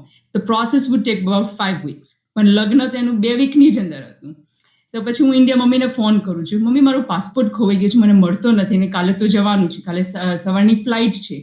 તો mummy બી બધા ગભરાઈ ગયા. ભાવેશ કે ના નિષ્ઠું નહીં આવે તો હું કેવી તમે લગ્ન કરવાનું છું, મારા ભાભીનો ભય તો હોવા જોઈએ ને, એમ કે હું ના લગ્ન કરું. ત્યાં તો બધી કંકોત્રીઓ બધી છપાઈ ગઈ, બધું જ રેડી. બધા અમુક પ્રસંગો લાઈક જે એન્ગેજમેન્ટ ને એ બધું બી 2 વીક પહેલા હતું, એટલે એ બી થઈ ગયું હતું and everything was ready to go. તો હવે કરવાનું શું? સો એ ટાઈમે પછી મમ્મી લાઈક આઈ સે કે મને બહુ પરમગુરુનું જ્ઞાનનું બહુ એ ટાઈમે હતું, ખબર નથી બહુ. એટલે એ ટાઈમ પછી મમ્મીને કહું મમ્મી કોઈકને પૂછી જોવા ને કંઈક, લાઈક એ ટાઈમે મને બહુ ખ્યાલ નહીં, I was not really much into faith, એટલે આઈ વોઝ લાઈક મમ્મી કોઈકને પૂછી જોઉં કે ક્યાં હશે, કોઈને ખબર હશે એમ. તો ગામમાં બધા ભુવા હોય કે શું કહેવાય એમને, સાધુ જે હોય ને, પૂજારી હોય ને, એમને પૂછાવે. મમ્મીએ કીધું કે ચાલો તું કે છે તો પૂછાવી, કેમ એ ટાઈમે એટલું બધું એમ હાલત થઈ ગઈ ને આપણી, એટલે આપણને રાઈટ શું છે કંઈ કેમ સૂજે જ ના, બિકોઝ આપણે એટલા હલવાઈ ગયા હોય, કેમ જે passport is important, you don't have it, you can't travel, and it's like okay this is everything is stuck because of just one passport I can find, right. એટલે પછી મમ્મીએ ચાલો કીધું હા, મમ્મીને તો શ્રદ્ધા હતી પરમગુરુ કે નિષ્ઠા તું વેઇટ કર, મળી જ જશે તને, તું ચિંતા ના કર. તો બી મેં મમ્મીને ફોર્સ કર્યો, મમ્મી ના તમે પૂછાવડાવો કોઈને. તો છેવટે મમ્મીએ પૂછાવડાવ્યું કે કંઈક અંધારા ખાનામાં પડ્યું હશે. પછી આમ તો રોજ ગુરુજી જોડે પપ્પાને મમ્મીને વાત થાય, એટલે પપ્પાએ મમ્મીએ વાત કરી હશે કે આવું થયું છે. તો ગુરુજી કે એવું બધું થોડું વિચારવાનું, એ બધી અંધશ્રદ્ધા કહેવાય, તમને મળી જશે પાસપોર્ટ, તમે પરમગુરુ પર વિશ્વાસ રાખો, તમે આ પરમગુરુને જઈને એ જસ્ટ પ્રે કરો ને બધું તમને મળી જશે. અને બોલો વિધિન 12 hours મને સમહાવ વાત થઈ ગુરુજી જોડે પપ્પા મમ્મીને. પછી પપ્પા મમ્મીએ મને ફોન કર્યો કે નિષ્ઠા કશું જ નહીં, તને મળી જશે, તું ચિંતા ના કરીશ. વિધિન ગુરુજી જોડે વાત કરી, વિધિન કપલ hours મને યાદ આવી ગયું કે ઓકે મેં પાસપોર્ટ અહીંયા મૂક્યો તો બ્લાઇન્ડ ના પાછળ, and that's where it is. એનું તરત દોડીને like okay my passport is right here. So એ દિવસથી મને થઈ ગયું કે ના, એનો ગુરુજીએ કહ્યું છે કે એનો પરમ ગુરુ આપણી પાસે છે અને એમની જોડે એમની શ્રદ્ધા રાખો. બીજું બધું તો અંધશ્રદ્ધા છે. બીજા બધા કે આમ કરવાથી તમારું આમ થશે, કે ચલો તમે લીંબુ બારે લટકાવો કે મરચા બારે લટકાવો તો તમારું ભૂત પ્રેત અંદર નહીં આવે, કે તમે કોઈ પ્રસંગ કરવા જતા હોય કે ચલો શ્રીફળનું વધેરો કર્યો કે એવું બધું. ઇટ્સ મોસ્ટલી અંધશ્રદ્ધા. અને જો તમે પરમ ગુરુ પર વિશ્વાસ રાખશો તો તમારું બધું જ કાર્ય પૂર્ણ થશે. સો દેટ્સ માય પર્સનલ એક્સપિરિયન્સ. થોડું અંધશ્રદ્ધા વિશે થોડું કનેક્ટેડ હતું, એટલે આમ તો ઘણા પરચા છે પણ આ પરચો થોડો કનેક્ટેડ હતો. સો થેન્ક યુ નિષ્ઠા ભાભી. Thank you Krishna. સો સાચી વાત છે. તો જો આપણે શ્રદ્ધાપૂર્વક ભક્તિ કરીએ ને તો કોઈ પણ મુશ્કેલીમાં આપણે પડી ગયા હોઈએ ને તો એમાંથી નીકળવાનો રસ્તો, અને જો નીકળવાનો રસ્તો ના મળે ને તો એટલીસ્ટ એમાં સ્થિર થવાની આપણને તાકાત પરમ ગુરુ ચોક્કસ પૂરી પાડે છે. આપણે ભક્ત પ્રહલાદની વાર્તા દાખલો એક્ઝામ્પલ લઈને આ વાત સમજીએ કે ભક્ત પ્રહલાદને એના ઈષ્ટ દેવતામાં એટલી બધી અડગ શ્રદ્ધા હતી કે એ એના ઈષ્ટદેવની એટલી બધી ભક્તિ કરતો હતો, અને એના પિતા જ એના વિરુદ્ધમાં હતા. એના પિતાને જરાક પણ પસંદ નહીં હતું કે એ બીજા કોઈ ભગવાનની પૂજા કરે. એટલે પણ પ્રહલાદ તો બહુ જ એને દુઃખ પડ્યું, છતાં પણ એના વિશ્વાસ, એના ઈષ્ટ દેવતા ઉપર જે વિશ્વાસ અને જે એનો શુદ્ધ ભાવ હતો એના ઉપર તો એ કાયમ રહ્યો છે. એના પિતાએ એને એટલા બધા કષ્ટ આપ્યા કે મારી નાખવા માટે એને પહાડ ઉપરથી ફેંકી કાઢ્યો, દરિયામાં બાંધી કાઢ્યો, દરિયામાં ફેંકી કાઢ્યો, અને છેવટે એની ફઈ હોલિકાને વરદાન હતું કે અગ્નિમાં એ બળી ના શકે, તો એ અગ્નિમાં પણ લઈને બેસી ગઈ. પણ જ્યારે અગ્નિમાં પણ લઈને બેસી ગઈ તો પ્રહલાદ એકદમ નિશ્ચિંત ભાવે બેસી જાય છે અને એના ઈષ્ટદેવનું નામ જપતો હોય છે. તો એની એ અડગ ભક્તિ અને એનો અતૂટ વિશ્વાસ એને આ બધી કપરી પરિસ્થિતિમાંથી બહાર લાવે છે. તો એવું જ છે કે આપણે જો પરમગુરુ ઉપર પરમગુરુ ઉપર શ્રદ્ધા રાખીશું તો આપણને કોઈ પણ સારા નરસા સંજોગોમાં હિંમત મળી રહેશે. તો આપણે પરમગુરુના વચનમાં વળગી રહેવું જોઈએ. કોઈ મુશ્કેલી આવે તો નિષ્ઠાભાભીએ કીધું એવી રીતે કોઈ અંધશ્રદ્ધામાં આવી જઈને કે આજુબાજુ ફાંફા ના મારવા જોઈએ, કોઈની વાતમાં કે ખોટી ચર્ચામાં ઉતરી ના જવું જોઈએ. એટલે જ નારાયણદાસજી મહારાજે કહ્યું છે સિદ્ધાંત ભૌમિક ગ્રંથમાં, શ્રદ્ધા ધારીએ દ્રઢ અચલ અગાધો, સમાધાન ભયો ગયો છૂટ વાદ વિવાદો. એટલે કે તેવા આસ્તિક માનવો પ્રભુ પ્રત્યે દ્રઢતાપૂર્વક અચળ શ્રદ્ધા રાખતા હોય છે. એ પ્રમાણે તેમના મનમાં દરેક રીતનું સમાધાન થવાથી કોઈની સાથે વાદ વિવાદ કરવાનું પણ છૂટી ગયું હોય છે.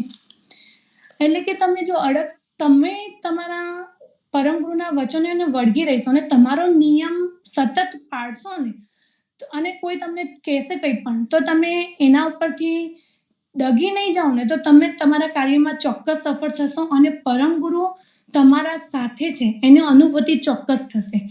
આપણને અશ્રદ્ધાનો પરચો ખબર છે કે અશ્રદ્ધાને પણ પરમગુરુ ઉપર એટલો વિશ્વાસ અને શ્રદ્ધા હતી કે એમને નિયમ હતો કે દર્શન કર્યા વગર અન્ન ના ગ્રહણ કરવું. તો એ અન્ન ગ્રહણ ના કરવું એટલે એ દરરોજ પરમગુરુનું દર્શન કરવા જતા હતા, પણ ગામના લોકોને મંજૂર નહીં હતું. એટલે એક વખત એમને એના વિશે બહુ જ એ થતું કે કેમ આ અશ્રદ્ધા આવી રીતે પરમગુરુની ઉપાસના કરતી હશે, કે આવી રીતે દર્શન કરવા રોજ જાય છે. એટલે એમને એક દિવસ અશ્રદ્ધાને ઓરડામાં પૂરી દે છે, અને જ્યારે એમનો દર્શન કરવા જવાનો ટાઈમ થાય છે એટલે જવા નથી દેતા, અને બહાર ચોકી ભરે છે. પણ અશ્રદ્ધમાં આટલું થવાથી ડગી નથી જતા. એ એવું નથી વિચારતા કે ચલો હું પરમગુરુના દર્શન નહીં થાય તો હું અન્ન ગ્રહણ કરી લઈશ, કે આજે મનમાં દર્શન કરીને ચાલી જશે, કે એવું એ નથી વિચારતા. એમને શ્રદ્ધા હોય જ છે કે હું આજે એમને પૂરે છે ત્યારે એમને શ્રદ્ધા હોય છે કે મારો આ નિયમ છે પરમગુરુ કોઈ પણ સંજોગોમાં તૂટવા નહીં દે. એટલે એમને ઓરડામાં પૂરી કાઢે છે, છતાં એ ત્યાં કૈવલ મંત્રના જાપ કરતા હોય છે. અને એમના વિશ્વાસ અને શ્રદ્ધાના લીધે જ પરમગુરુ એમને જ્યાં મંદિરમાં સત્સંગ થતો હોય છે ત્યાં ગામવાળાને બધા લોકોને ત્યાં અચરજ દેખાય છે. એટલે ત્યાંથી બધા દોડતા દોડતા આવે છે કે તમે અહીંયા કોની ચોકી કરો છો? એટલે બધા કહે કે અચરજને અંતરપુરી છે.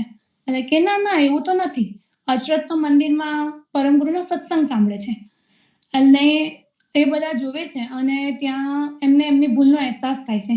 જો પરમગુરુ ઈચ્છતા હોત તો એ બંધ ઓરડામાં જઈને પણ અચરતબાને દર્શન આપી શક્યા હોત, પણ એમને એવું ના કર્યું, કારણ કે એવું કરવાથી જો એ અચરતબાને ગામ લોકો જુઠ્ઠું સમજત કે એને જુઠ્ઠું કહ્યું અને જુઠ્ઠી રીતે અન્ન ગ્રહણ કર્યું. એટલે પરમગુરુ અચરતબાનો વિશ્વાસ અને ગામ લોકોનો જે ખોટી વાત અવિશ્વાસ હતો અચરતબા ઉપર, એ બંને ખોટો પુરવાર કરે છે.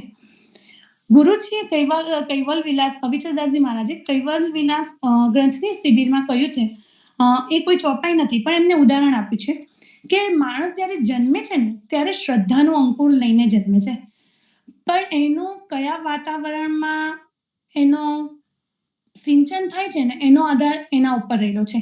એક્ઝામ્પલ કે કોઈ પણ વૃક્ષનું અંકુર તમે જો સારી જમીનમાં વાવો કે હવે ધારો કે રણ પ્રદેશમાં વાવશો, એનું ગમે તેટલું સિંચન કરશો તો એનું એ અંકુરનું વૃક્ષ બનીને વૃક્ષ નહીં બને.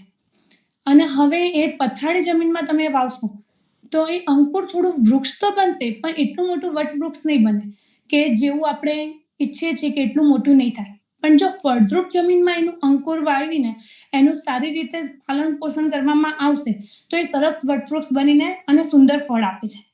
એવું જ આપણી શ્રદ્ધાનું છે. જો શ્રદ્ધાને સારું વાતાવરણ મીન્સ કે એને પરમ ગુરુના જ્ઞાનનું સિંચન મળી જશે ને તો પંચમી કૈવલ મુક્તિ જેવું સુંદર ફળ મળે છે.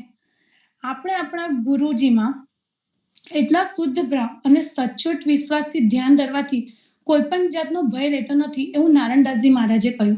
અને જો તમે એની શરૂઆત કરશો, તમે એને વળગી રહેશો ને તો એ તરત જ એનું પરિણામ નહીં મળે. તમારે એના માટે થોડો સંયમ રાખવો પડશે, થોડી શાંતિ રાખવી પડશે. અને હા, તમે સતત કરતા રહેશો ને તો એનો અનુભૂતિ તો ચોક્કસ જ થશે.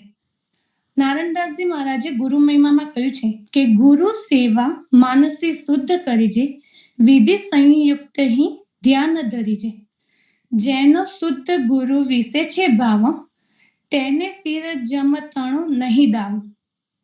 એટલે કે જે ભક્તો દિવ્ય પરમગુરુની માનસિક સેવા પૂજા હૃદયના શુદ્ધ ભાવથી કરીને વિધિપૂર્વક ધ્યાન ધરે છે તથા જેનો દિવ્ય પરમગુરુ પ્રત્યે શુદ્ધ પ્રેમ છે તેના ઉપર યમરાજનો પણ કોઈ હક ચાલતો નથી. આટલું બધું નારાયણદાસજી મહારાજે ગુરુ મહિમામાં ગુરુનો મહિમા વર્ણવ્યો છે. પણ આ બધું જ જો આપણે સતત પરમ ગુરુના જ્ઞાનનું સિંચન કરતા રહીશું અને એમાં સતત એમની શ્રદ્ધાથી અને એની પ્રેમથી વળગી રહીશું તો આપણને આનો અનુભવ થશે. શ્રદ્ધાથી કોઈ પણ કાર્ય કરવામાં આવે ને તો એ ચોક્કસપણે સારી રીતે અને બહુ જ સરસ રીતે સંપૂર્ણ થાય છે.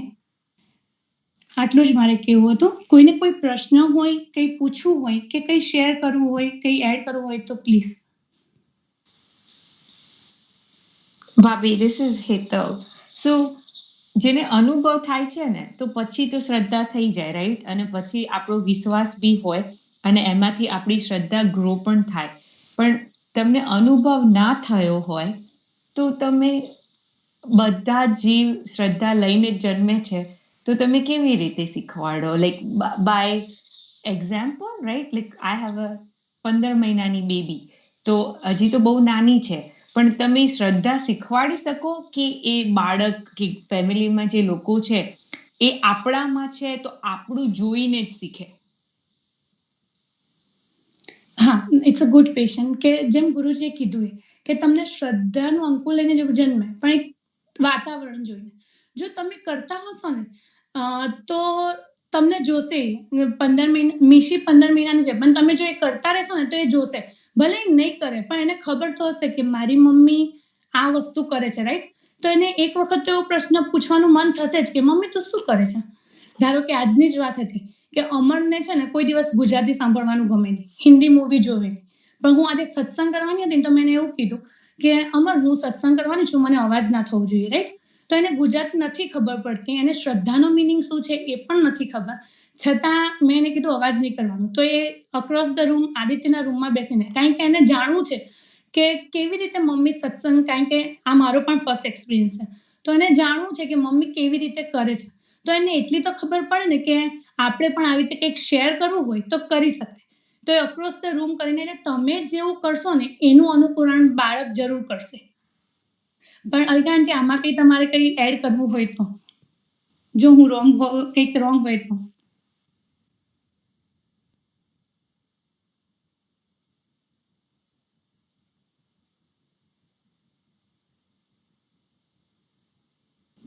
હેતલબેન, તમને આન્સર મળે કે you are not still clear?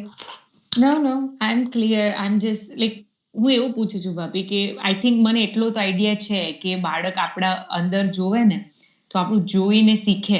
પણ હું એમ પૂછું છું ધારો કે અહીંયા બીજે બધી બી એક્સપિરિયન્સ્ડ મોમ્સ છે કે આપણે લાઈક અધર દેન રેગ્યુલેરિટી જે આપણે નિયમ કહીએ છીએ, રાઈટ, આપણે આપણું એક્સપોઝર આપીએ, આપણે બાળકોને એક્સપ્લેન કરીએ, પણ એમાં શ્રદ્ધામાં બીજું કંઈ બી ધારો કે આપણે જે બીજા બધા સત્સંગમાં લર્ન કરીએ છીએ કે એવરી ડે કરીએ એટલે, પણ હું પૂછું છું કે સ્પેસિફિકલી ટુ શ્રદ્ધા એવું આપણે બીજું કંઈ કરવું જોઈએ જેનાથી શ્રદ્ધા યંગ ચિલ્ડ્રનમાં કે યંગ ફેમિલી મેમ્બર્સમાં કે જેને નથી આપણા જેટલી આપણા ફેમિલી મેમ્બર્સમાં, તો એમાં આપણે બિલ્ડ કરી શકીએ એમ. If there is other ways, specific things, I'm asking you and anybody else who's experienced, who can speak.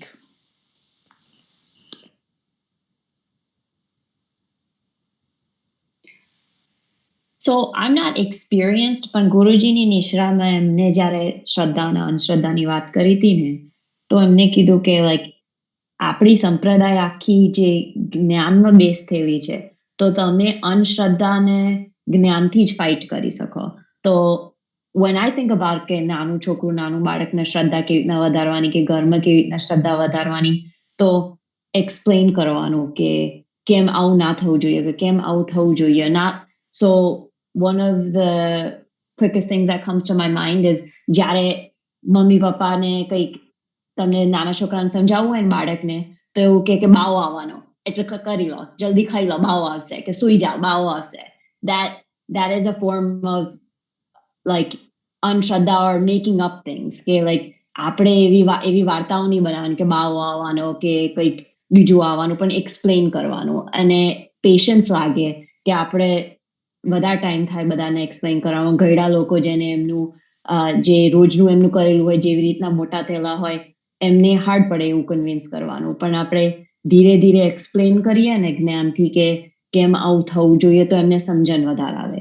But again મારે નાના છોકરા નથી, આ તો ગુરુજીને જે કીધું હતું એક વખત નિશ્રામે એની વાત છે.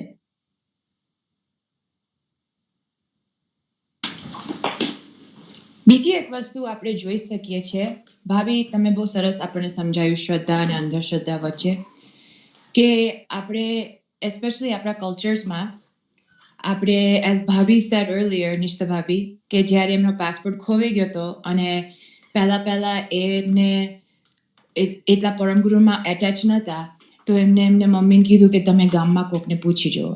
તો that's a very common practice કે આપણે બધા લોકો કરતા હોઈએ છીએ. આપણા ફેમિલીઝમાં આપણે જોઈએ છીએ કે આપણે કેટલી વીટીઓ પહેરતા હોઈએ છીએ, જન્માક્ષર બતાવીએ, ફ્યુચર ચેક કરીએ કે મારા છોકરીનું કે મારા છોકરાનું શું થશે. પછી આપણને અમુક વસ્તુ કે લાઈક કે તમારે આટલી વિધિ કરવી પડે, કે તમારે આટલી વીટી પહેરવી પડે, કે તમારે આવું નેકલેસ પહેરવું પડે, અને એનાથી તમારું કામ સારું થાય છે. આપણે એ બધું કરવા રેડી છીએ, પણ આપણે જે મીનો ભાભીએ સમજાયું કે આપણે દરરોજ પરમગુરુને નિયમિત આપણો ટાઈમ આપવો જોઈએ. 15 મિનિટ તો 15 મિનિટ, 20 મિનિટ તો 20 મિનિટ, તમે જે આપી શકો એ. તમે દરરોજ પરમગુરુને આપણે આપણો ટાઈમ આપીએ અને આપણે એમનામાં શ્રદ્ધા રાખીએ, તો આપણને આ બીજી બધી વસ્તુ કશી કરવાની જરૂર નથી. પણ ઇન્સ્ટેડ આપણે આ બધી વસ્તુમાં વધારે બિલીવ કરીએ છીએ, એટલે આપણે રેડી થઈ જઈએ વીટી પહેરવા માટે, કે નેકલેસ પહેરવા માટે, કે કશીક વિધિ કરવા માટે. પણ જ્યારે આપણને પરમગુરુમાં દરરોજ 15 મિનિટ આપીને એમનામાં ફેથ રાખવાનો થાય, તો એ આપણને હાર્ડ લાગે છે, બીકોઝ એ પેશન્સ થાય. ગુરુજી કે આપણને શ્રદ્ધા બિલ્ડ કરવા માટે ટાઈમ લાગે. એકદમ આપણને કશું જોવાનું ના મળે. આપણે અત્યારે સ્પ્રિંગ સિઝન ચાલુ થયું છે, તો ખાસા બધા લોકો પ્લાન્ટિંગ કરશે અને અમુક લોકો વાડીમાં બધું બીજ રોપશે ને એને ગ્રો કરશે. તો તમે લેટ્સ સે કે તમારે મેથી કરવી છે, તમે એનું બધા સીડ સ્પ્રેડ કરો, તો તમે બીજે દિવસ સવારે જાઓ તો કંઈક તરત કશું ઉગી જવાનું છે? ના, એનો ટાઈમ લાગશે. કદાચ 2-3 વીક થશે કે અને એકચ્યુઅલ સરખી લાઈક ચોરી ને પાપડી ને એ બધું થતાં તો આખો સિઝન નીકળી જાય. ઓગસ્ટમાં જોવા મળે. આપણે લાઈક એપ્રિલમાં કે મેમાં શરૂ કરીએ ત્યારે ઓગસ્ટમાં આપણને ખરું બધું જોવાનું મળે કે આપણને આટલી પાપડી થઈ છે, આટલી ચોરી થઈ છે. તો એવી રીતે આપણે શ્રદ્ધાનું સીડ રોપીએ તો એ કેટલા બધા મહિના થઈ જાય, કેટલા બધા વર્ષો થઈ જાય, પણ એ ચોક્કસ જેમ અહીંયા બધાએ કીધું એમના એક્સપિરિયન્સ શેર કર્યા, તો એ ચોક્કસ આપણને કોઈકની કોઈ રીતે પરમગુરુ આપણી માટે હાજર થઈ જ જશે અને આપણા લાઈફમાં આવી જ જશે. પણ પછી આપણે બેવ રીતે ના રખાય. આપણે એક રીતે કહીએ કે મને પરમગુરુનામાં શ્રદ્ધા છે, પણ ઓલ્સો આપણે અંધશ્રદ્ધાની વસ્તુ કરીએ છીએ. લાઈક કોક આપણને કહે કે તમે આ વીંટી પહેરો તો તમને આ થશે. પણ જો આપણને ખરેખર પરમગુરુનામાં શ્રદ્ધા હોય તો હું તો માનું છું કે આપણે કશું કરવાની જરૂર જ નથી. અને હું મારો જ પોતાનો દાખલો આપું કે લાઈક અમારા લાઈક ઉર્વીએ કીધું કે અમુક ઓલ્ડર પીપલની મેન્ટાલિટી હોય તો કે જો તારે લાઈક આવું કરવું જોઈએ કે આવું કરવું જોઈએ, પણ માય બિલીફ ઇઝ કે હું પરમગુરુની ભક્ત છું, હું પરમગુરુનામાં શ્રદ્ધા રાખું છું, તો જો હું આ બીજું બધું કરીશ તો દેટ મીન્સ કે મને ખરેખર એમનામાં શ્રદ્ધા નથી. મને આ બધું કરવાની શી જરૂર છે? ઇટ્સ લાઈક કે આપણે કોઈ બી જગ્યાએ જઈએ, આપણે લાઈક કશે ફરવા જવાના હોઈએ કે કશે લાઈક ટ્રીપમાં જવાના હોઈએ તો આપણે ટિકિટ બુક કરીએ, પ્લેનની ટિકિટ. તો આપણે 2 ટિકિટ બુક કરીએ છીએ, આપણે એક જ ટિકિટ બુક કરીએ છીએ બિકોઝ આપણને શ્રદ્ધા છે કે આ પ્લેન ઉપડવાનું છે અને આપણે જવાના છે. કોઈ એવું છે કે બેકઅપ ટિકિટ બુક કરે છે કે ચાલ ને હું કદાચ આ પ્લેન ના ઉપડે તો હું આ બી ટિકિટ બુક કરી દઉં. આપણે કોઈ એવું કશું કરતા નથી. તો જો આપણને એવી સાધારણ વસ્તુમાં એટલું બધું આપણે કોન્ફિડન્સ રાખીએ છીએ તો આ તો પરમગુરુ છે. તો જો એઝ મીનો ભાભી એક્સપ્લેન કે પરમગુરુનામાં આપણે આટલી બધી શ્રદ્ધા રાખીએ તો આપણને બીજું કશું અંધશ્રદ્ધાવાળું કરવાનું મન થશે જ નહીં અને થવું જ ના જોઈએ. અને ત્યારે જ આપણી પરમગુરુનામાં 100% શ્રદ્ધા કહેવાય.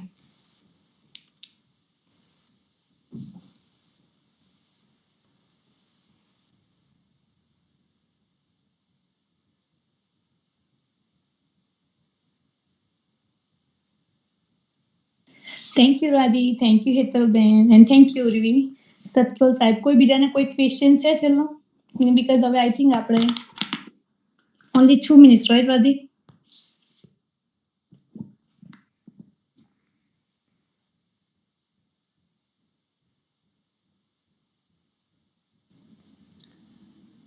પણ આપણે અહીંયા બીજા કોઈને કોલમાં એમના પોતાનો પરચો કે બીજો કંઈ પરચો કેવો હોય તો ચોક્કસ અત્યારે આપણને 4 વાગ્યા સુધીનો ટાઈમ છે તો કોઈ બી કહી શકે છે. Yes, sure.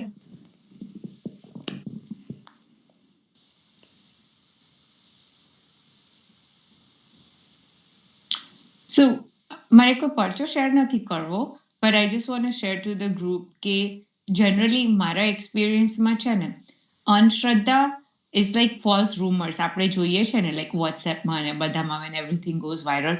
તો અંધશ્રદ્ધાનું છે ને તો બધા જ આપણને સોશિયલી એમ કે કોઈ આપણું ધર્મમાં ના બી માનતું હોય ને તો પાર્ટીઝમાં કે આપણા સોશિયલ ઇન્ટરેક્શનમાં બધા જ આપણને આવીને શીખવાડે કે ઓ આવું થયું તો આ આવું હશે કે આવું હશે, રાઈટ? પણ શ્રદ્ધાનું કામ બહુ ઓછા કરે છે જે રેગ્યુલરલી આપણા સત્સંગમાં જોઈન થાય છે, રાઈટ? જે લોકોને આમાં કરે જ છે કે આપણને એમનો પર્સનલ લાઈફનો પરચો શેર કરે છે. તો all of this is helping us through there experiences, right? કે નિષ્ઠા ભાભીનો એક્સપિરિયન્સ, મીનલ ભાભીનો એક્સપિરિયન્સ, આપણે નારણદાસજી મહારાજનો એક્સપિરિયન્સ, અચરતબાનો એક્સપિરિયન્સ, એ એક્સપિરિયન્સમાંથી આપણે રિલેટ કરીએ છીએ અને એમાંથી આપણે જેટલું જ્ઞાન છે અને આપણી બલીફ છે એની ઉપરથી આપણે શ્રદ્ધા બિલ્ડ કરીએ છીએ. પણ આપણી લાઈફમાં બહુ ઓછા એવેન્યુઝ છે જેમાં આપણી શ્રદ્ધા બિલ્ડ થાય છે અને અંધશ્રદ્ધા બિલ્ડ કરવાવાળા બહુ જ બધા લોકો છે. આપણે ના બી બોલાવીએ ને તો બી એ લોકો આપણને સામેથી આવીને આપણને એડવાઇસ આપે.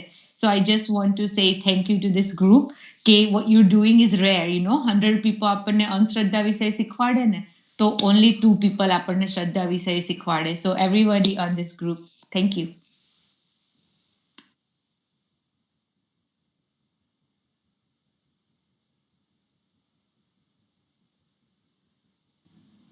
તો ગ્રેટ જોબ બીનો ભાભી. આજે તમે સરસ સત્સંગ કરાયો, શ્રદ્ધા એન્ડ અંધશ્રદ્ધા. આપણે અહીંયા આપણો એડલ્ટનો સત્સંગ પૂરો થાય છે. તો ચોક્કસ બધા પરમ ગુરુનામાં જ શ્રદ્ધા રાખો, 110%. દરરોજ આપણે નિત્ય જેમ ભાભીએ કીધું તેમ ઉપાસના કે આપણી ભક્તિ કરવાની અને ફેથ રાખવાનો કે પરમ ગુરુ આપણી પાસે ને પાસે જ છે. બીજા બધાની કશી જરૂર નથી. You only need one plane ticket, and that's to Param Guru. And at 4 p.m., we are going to start our young adult satsang in English, which will be led by Urvi. એટલે આપણે 4 વાગે ફરી આપણા young અડલ્ટનો અંગ્રેજીમાં સત્સંગ resume કરીશું. સત્કેવલ સાહેબ. સત્કેવલ સાહેબ.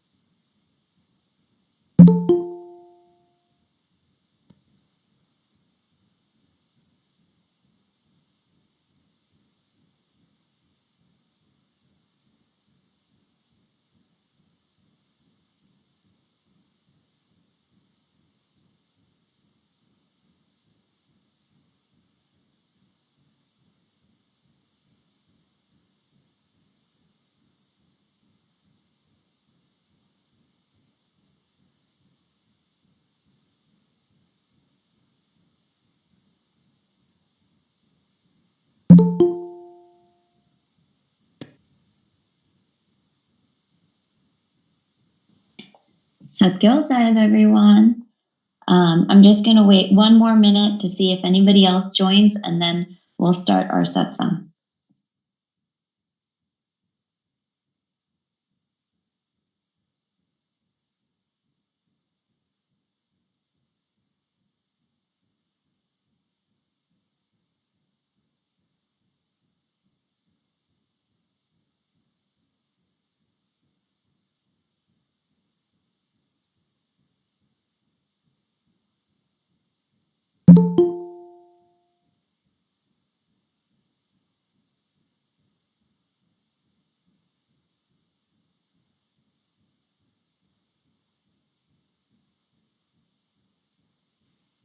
All right. So before we start our satsang, Meenal Bhabi is going to start us off with our tuti. Meenal Bhabi? Yes. कैवलं चिदेनाम् अवेनां वयानां दिगानां लघूयाम् अमोहम् अमस्तु निरालं नारायणम् अहं नम्रणेयं नयेति निर्णेयं प्रणयं परन्तु जपेनं जपायं कायं नामयायं मनातिमगोयं स्वयं त्वं समस्तु जहानां न दाता देयन्नं विचन्दं विनैजे करोति विवर्जित वस्तु विधिवे वेदन्तम् अचन्ते न चन्तं सुनाति सनातं जिनाथ अनन्तु अगाधं बोहदं लहे जन्महादं कुबेरं तेयमं नमामि नमस्तु। श्रीमद् करुणा सागर महाराज की जय। कैवल धाम की जय। श्री अविचलदास जी महाराज की जय। Satyavasaya, thank you, Meenal Bobby, for leading us off with our stuti. For those of you that don't know me, my name is Urvi, and I'm going to be leading today's satsang. Feel free to interrupt at any point if you have questions. Feel free to interject if you want to add anything. This is very flexible to what we want to discuss as a group. So to start off, I'm going to present my screen. Give me 1 second. Okay. And I'm going to present this. If I figure out how to present it. Give me 1 moment.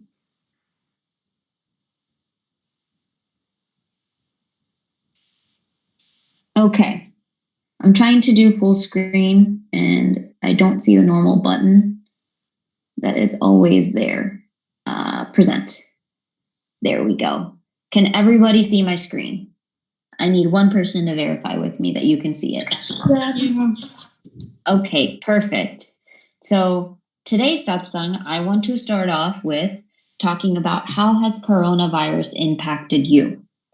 We can talk about how it's helped you reflect, what has it taught you, what's going on, how has your life changed because of COVID-19 or what we call coronavirus.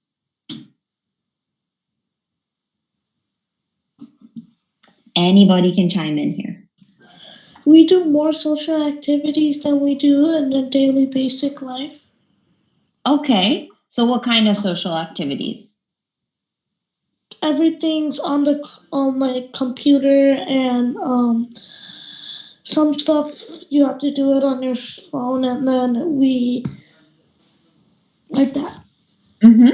So now we're all connected to our computers and our phones and doing everything wirelessly and from a distance. And so everything is virtual now in terms of our meetings, hanging out with our friends, classrooms, everything.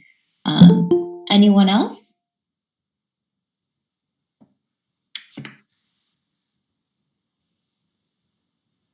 Let me have one more person.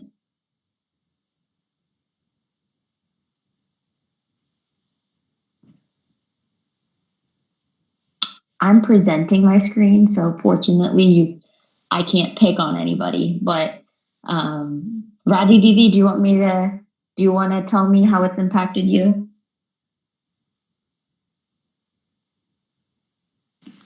Yes, can you hear me? Yes, we can. Let's see. Work from home for the most part. Teaching from home, so need to figure out new and creative ways to engage people. Okay. So Limiting forced you to social think events. outside the box. Yes, but I think one really good way that we can all reflect on is, first from the Chicago side, is that Mandir has been closed for the past since March 16th. And so for the past 6 weeks, we have had to adjust to weekend life without Mandir. And it's really weird. We'd normally be starting our summer program prep right now. We had to transition to virtual satsangs, which has been a really great experience, by the way. But in the beginning, most of our Chicago kids thought this was like a 2-week thing, and then we'd be back to Mandir. And now we just realize that Mandir will be closed for another 4 weeks until the end of May. So it's definitely changed our weekend life. Yes. So what I'm hearing is it's forced us to be creative in other ways and figure out other solutions and really changed what the norm had been for us in many ways. And I feel like for me, it really helped me redefine what was important and help me connect to an identity for myself that truly defined me. So let's explore this just a little bit more. So before coronavirus happened, some of you know that I'm a medical student. I was identified by my my academic career. I was a fourth year graduating medical student on rotations. I'd worked really hard for 4 years, about to graduate. Then COVID happened. And suddenly I was home. I didn't have a university celebrated match day. And for those of you that don't know what that is, it's kind of like the NFL draft. It's a big deal. I was sent home from rotations because, as we know, the PPE, masks, gloves, things like that were in really high demand, and there was a big shortage. So they said that, to keep our students safe and to keep enough protective supplies for the doctors going in to see the patients, we can't have you in the healthcare system. We can't have you in the hospital. So I was home all of a sudden because of social distancing. There was no graduation ceremony. Sitting at home, I was no longer identified by others as a medical student. I was just like everyone else, another world citizen quarantining at home to be safe and to keep others safe. Some of you also know that I was going to get married this May, but because of COVID, we postponed our wedding for the best to keep everyone safe and healthy. But before COVID, I was going to be a soon-to-be bride, and to my friends and my family, that's what they were excited about. I was soon to take on the role of a wife, a daughter-in-law, a sister-in-law, just to name a few. And then COVID happened. And all of a sudden, all of these identities and roles that seemed to define me for this entire past year, they didn't really seem relevant anymore. I wasn't having a wedding in May anymore. My graduation ceremony wasn't happening. So all of these lost moments, they would have been really hard for me. But our regular satsang, and Radhididi just mentioned this, what came out of COVID, the fact that Mandir shut down and our Sunday satsang and our Sabha became online, our regular satsang helped me focus on an identity that didn't change and always felt relevant, especially now more than ever. And that identity was that I am Param Guru's Bhakt. I am one of Karta's Ansh, and I am God's child. We are all God's children. We are all Anshas of Kaiva Karta. It's not just me going through this. We're all going through this. And whatever happens, God is watching over us and has a plan. So this identity that we are all Anshas of Kaiva Karta, it's an identity that never leaves us. And I like this quote by Gandhiji. He says, God is not in Kaaba or in Kashi. He is within every one of us. And that reminds us that we are all Anshas of Kaiva Karta, that we have a piece of Karta within us. And so we know that God is watching over us. So this identity of ours as Param Guru's Bhakt, as God's child, as an Ansh of Kaiva Karta, is basically comes with this all-inclusive round-trip package to earth. God has given us a part of himself, our Ansh, a Sharir, our body, a Man, and we can discuss that in many ways, mind, brain, our Karma Indriyo, our Jnana Indriyo that we've talked about before. He's also given us our very own tour guide, paving the way for us and teaching us. And who is that, you might ask? That's Param Guru. What else can we ask for? What more can we ask for when we're here on this earth with a all-inclusive round-trip package with everything that we need? Now, let's think about this a little differently. Let's think about that vacation or that trip that all of us are looking forward to sometime in the future. Sounds great right about now, right? Imagine that it's an all-inclusive round-trip package to your preferred destination, anywhere where you want to go. You're going with your OG crew, your bays, your Mandir day ones, or whoever you want to go with. And this all-inclusive package includes an all-paid resort, food, travel, excursions. You're all set, right? This is about to be the littest vacation of your life. Is that it? Are you guaranteed to have the perfect vacation? Let's think about that. What if our friend who offered to drive us to the airport shows up late, or our flight gets canceled twice before we can get on the next flight out, or our luggage doesn't make it to our final destination? The rooms aren't ready when we check in. It rains on the day we were supposed to go to the beach or go hiking. What do? Do we get angry and spoil the mood for everyone else that's with us? Do we blame the friend that didn't show up on time? Are we going to let setbacks like that ruin our trip? No. We all keep this mindset that we're there to have fun and enjoy and work hard to be happy and keep everyone happy. We don't get attached to this idea that of that one hiking excursion, we're flexible when we go on trips that, hey, we'll figure out another plan. We'll do something else if this doesn't work. We don't get angry and erupt. We keep the goal in mind that this trip was to spend time together, was to have fun and enjoy. And we keep our cool so that every day we wake up and we remember this is to have fun. It's okay if things don't go right. Because at the end of the day, who wants a negative Nancy around ruining our trip? So let's come back to this idea that God sent us on this all-inclusive trip to Earth. Param Guru, our tour guide on Earth, teaches us that these very things for our all-inclusive round-trip package to Earth, he teaches us how to manage when things don't go right. He teaches us how to take life's curveballs thrown at us and manage them. He teaches us how to face adversity and how to control our anger, our attachments, so we don't let little things ruin our ultimate goal. And what is that goal? To enjoy our life, spend time with loved ones, and return in one happy piece back home. Home being that where Gartha is, our Kaivaldan. So where exactly are these tidbits of knowledge that our tour guide Param Guru gives us? Well, Param Guru wrote in the Agadbodh Granth, Kam krodh mohtaji ahankara, harak shok abhiman vikara, shilvant lakshe nishadinhi, so sache hamare harijan hi. So you ask, what does this mean? Well, let's break it down. Some of us have seen this Chopai before in the young adult track, but we can kind of deconstruct it word by word for things that we understand. So the first word, kam, means sexual attraction. Krodh means anger. Moh means desire. And ahankar means ego. Harak means excessive happiness. Shok means sadness. Abhiman means ego. Shilvant means to have a calm or steady nature. Laksh means goal. And Nishadinhi means daily activity.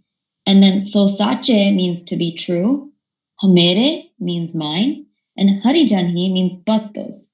So when we put all of this together, what does this mean? Param Guru is saying that bhaktos, true bhaktos, should stay away from excessive emotions such as anger, krodh, ego, ahankar, excessive happiness, harak, sadness, shok, and keep their behavior and nature calm. Keep it shilvant.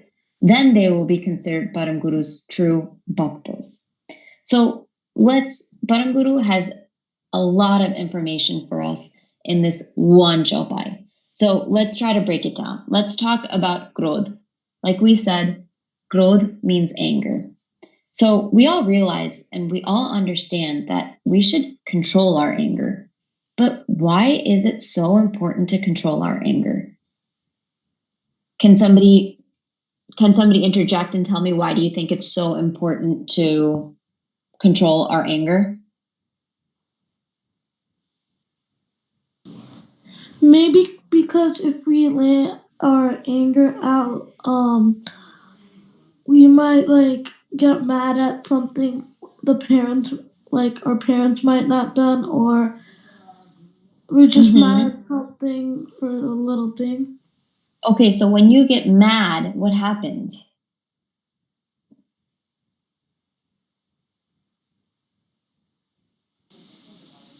So you have an emotion that you're so attached to and you're just focusing on that, and you don't see everything that you need to process everything. So you just focus on that one emotion, right? I was supposed to get this gift on my birthday and I didn't get it. So I'm just angry for not getting the gift. But because I'm so angry and I'm just focusing on the emotion that I didn't get something, I might not look at everything else that is happening.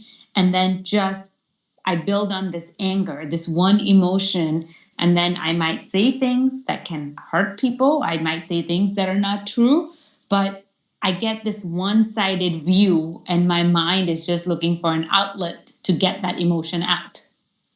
Exactly. So when we're angry, we say things that we don't mean to say. And we all know that once we say something, we can't take it back. The things we say out of anger are often hurtful and they're untrue. And the person on the receiving end of this anger gets gets hurt. They feel upset from it, from what we say. And the other thing about anger is anger washes away all of our good garam and it ties bad garam to us. It takes so long for us to build our good garam, but in a split second, we can burn it all away with anger. Now, let's think about this in terms of relationships we have with friends. Let's think about that. Let's go back to that friend that was gonna give us all a ride to the airport for our the best vacation of our life. This friend was going to pick us up on her way to the airport and she shows up late. If we say something to her out of anger, we're going to end up hurting her. And in that split little second of anger, we've put all of this negative energy in the air that's going to take more than that one car ride or that one plane ride to your vacation to sort out. All the effort that went into planning that vacation and creating those positive vibes just got wiped away because you kirked out on your friend because they were late. That we're going to have to carry with us into our entire vacation. There's going to be a lot more awkward moments and tense vibes in the air until we can undo that. So we can say that growth or anger, it isn't good in any way. It doesn't give us anything good. And I really like this quote that I found. It says, anger doesn't solve anything. It builds nothing, but it can destroy everything. And Param Guru teaches us this very thing, and he mentions it in this chopai. But if we still aren't sure if this is true, can we try to think of one moment where anger led to something good without any collateral damage? Because when we think about anger, we can think about channeling it in a positive way, and that means that you transformed anger into something else. That's a good thing. But anger in itself, can we think of any moment where anger led to something beneficial? I don't think we can. And if you beg to differ with me or this, I would love to have a debate on this because I really thought about it. I really, really thought about if any of the times that I had been angry led to anything good. And for me, it shouldn't. So if we have growth or anger, what should we do? Well, we're a work in process. So we're trying to better ourselves and control our anger. But anytime something angers you or we get angry, let's do something positive in place for it. So we remember next time that anger isn't good. So for example, if I get angry at my brother today and I yell at him, one, obviously I'm going to apologize. But two, I may say to myself that when I get angry that day, that evening, I'm going to choose to do something positive. I'm going to choose to do 5 minutes or 10 minutes of Mara. And then this behavior, this positive behavior that we engage in, can at least try to help equal out that negative energy we created when we got angry. Any questions on growth or anger so far, or anything anyone would like to add? Urvi, I'd like to add something. Go ahead, Bobby. When we talk about anger, we always think about when do we get angry? Like most of the time when we are not agreeing to what somebody says or something doesn't go according to the way we want it to, right? It's always something that's opposing to our wants, right? So that's when we get angry. So we tend not to see, just like Hitalben said, we tend not to see what the other person is saying or the other person's perspective. And we think that we are always right when we're angry. So I was just wanting to give an example here, like about self-reflecting when you're angry. It's not easy. It's like looking yourself into boiling water. Are you able to see your reflection? Or are you able to see your reflection in ocean when the waves are like, continuously coming and going, right? You're not able to see yourself. Anger is such, it's like that. It creates so much, the water to be so unsteady. It's like boiling water. It's just bubbling that you cannot see what's going on.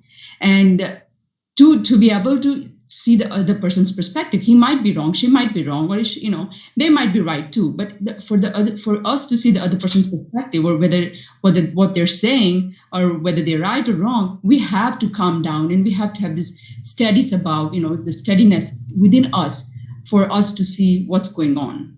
So just wanted to add that. Thank you, Bobby. I think that was a really good example, the way to think about it. That analogy that can you see your reflection in a pot of boiling water? And that's basically what we are when we're very angry. That's a good way to look at it. Anybody else have any questions or wanted to add anything?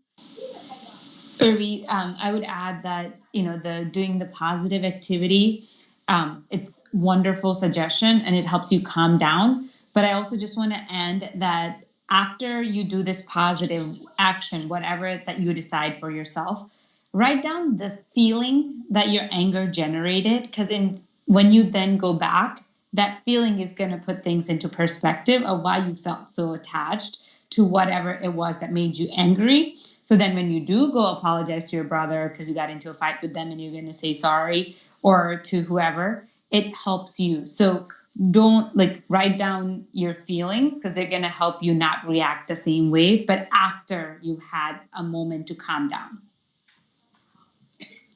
Thank you, Hitobin. I think that's a good idea as well. All right, I'm going to move on unless anybody else would like to add anything or ask a question. All right, so the next part of that chopai talks about mo, and we know mo means desire, or if we didn't, now we know that mo means desire. It can be anything that involves desire. We want nice things, if we want fancy cars, if we want to buy expensive items. Mo can also be physical. When we find somebody attractive or build feelings of lust for another person, this is all mo. So why is Param Guru trying to teach us that we need to control our mo, or our desires? Because mo is directly related to greed, and greed is a bottomless pit. The more we get, the more we want, and we'll never truly be satisfied. And this mo keeps us away from our bhakti, and it keeps us distracted. How?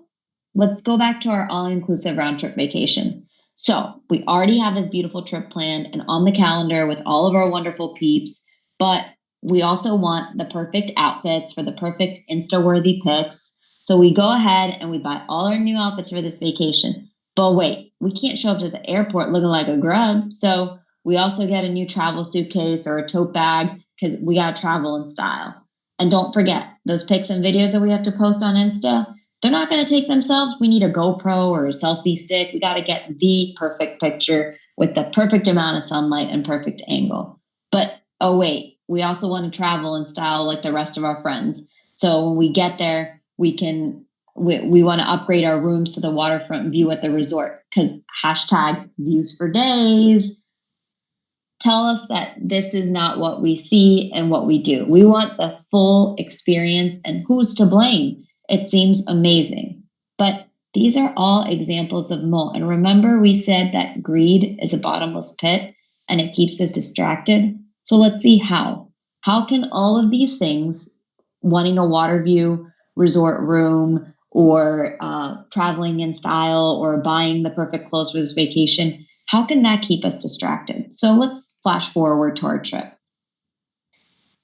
We land at our perfect destination. Let's say Gavelboy wants to go to Hawaii. So we've landed in Hawaii and our baggage doesn't show up when we land at the airport. And in those bags were our dope outfits, our new GoPro.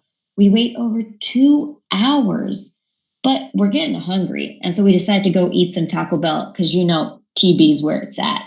So while we're eating, our friend dropped some Taco Bell sauce packets on our shoes, and we were wearing some new Jordans. Oh no, this didn't happen. What's going to happen? Immediately, we're going to get angry over some sauce on our shoes. We're going to be annoyed that our luggage didn't show up, and we're on edge with each other and cranky. 3, we want to get our vacation started, but now we're stuck at the airport waiting for our bags. And in all of this mull, we got distracted. We wanted more. We already arrived at our final destination, Hawaii, because Gavelboy wants to go to Hawaii. We were there with all the people we wanted to spend time with. And Gavelboy wants to spend time with me and Radhi Didi. So he was totally there with me and Radhi Didi, ready for his perfect vacation. But instead, we're too busy worrying about our material attachments, like our suitcases and the clothes in those suitcases and the new shoes that we're wearing. And that ruins our trip, but it distracts us. All of these little things distracted us from the fact that we were already at our destination with the people we wanted to be around and ready to have a good time. So for me, I had this mole, these desires that I would have a big celebratory match day and a big vacation leading into my graduation ceremony.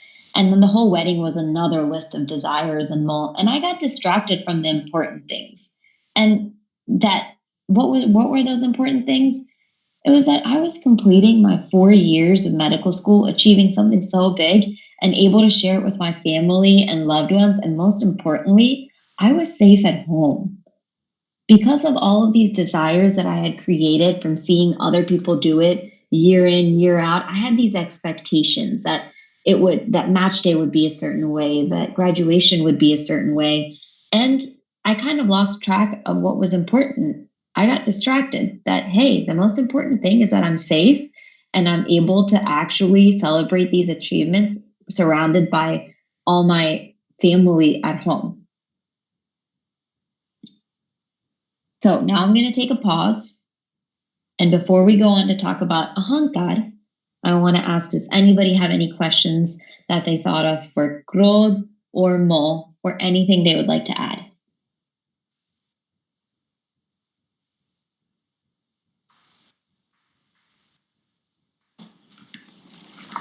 I would add something, Ruby. Mm-hmm. Also, we got to make the Hawaii trip happen after all this is over. But I completely agree with the points you brought up with Mo. I think it's really relevant now. And where can we see the Mo manifesting right now? I would say that we could self-reflect right now. How many of us sometimes we like go online because online shopping is still available even though most retail stores are closed.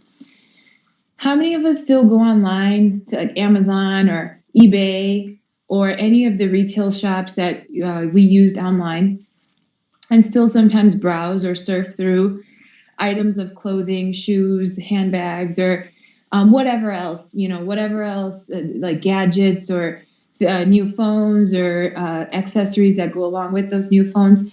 How many of us still do things like that? And sometimes we're like looking through something and then we're thinking, hey, wait, why am I looking at new shoes right now? I'm not going anywhere in the next several months. And even if I do need to wear new shoes, I have so many already in my closet or in the garage.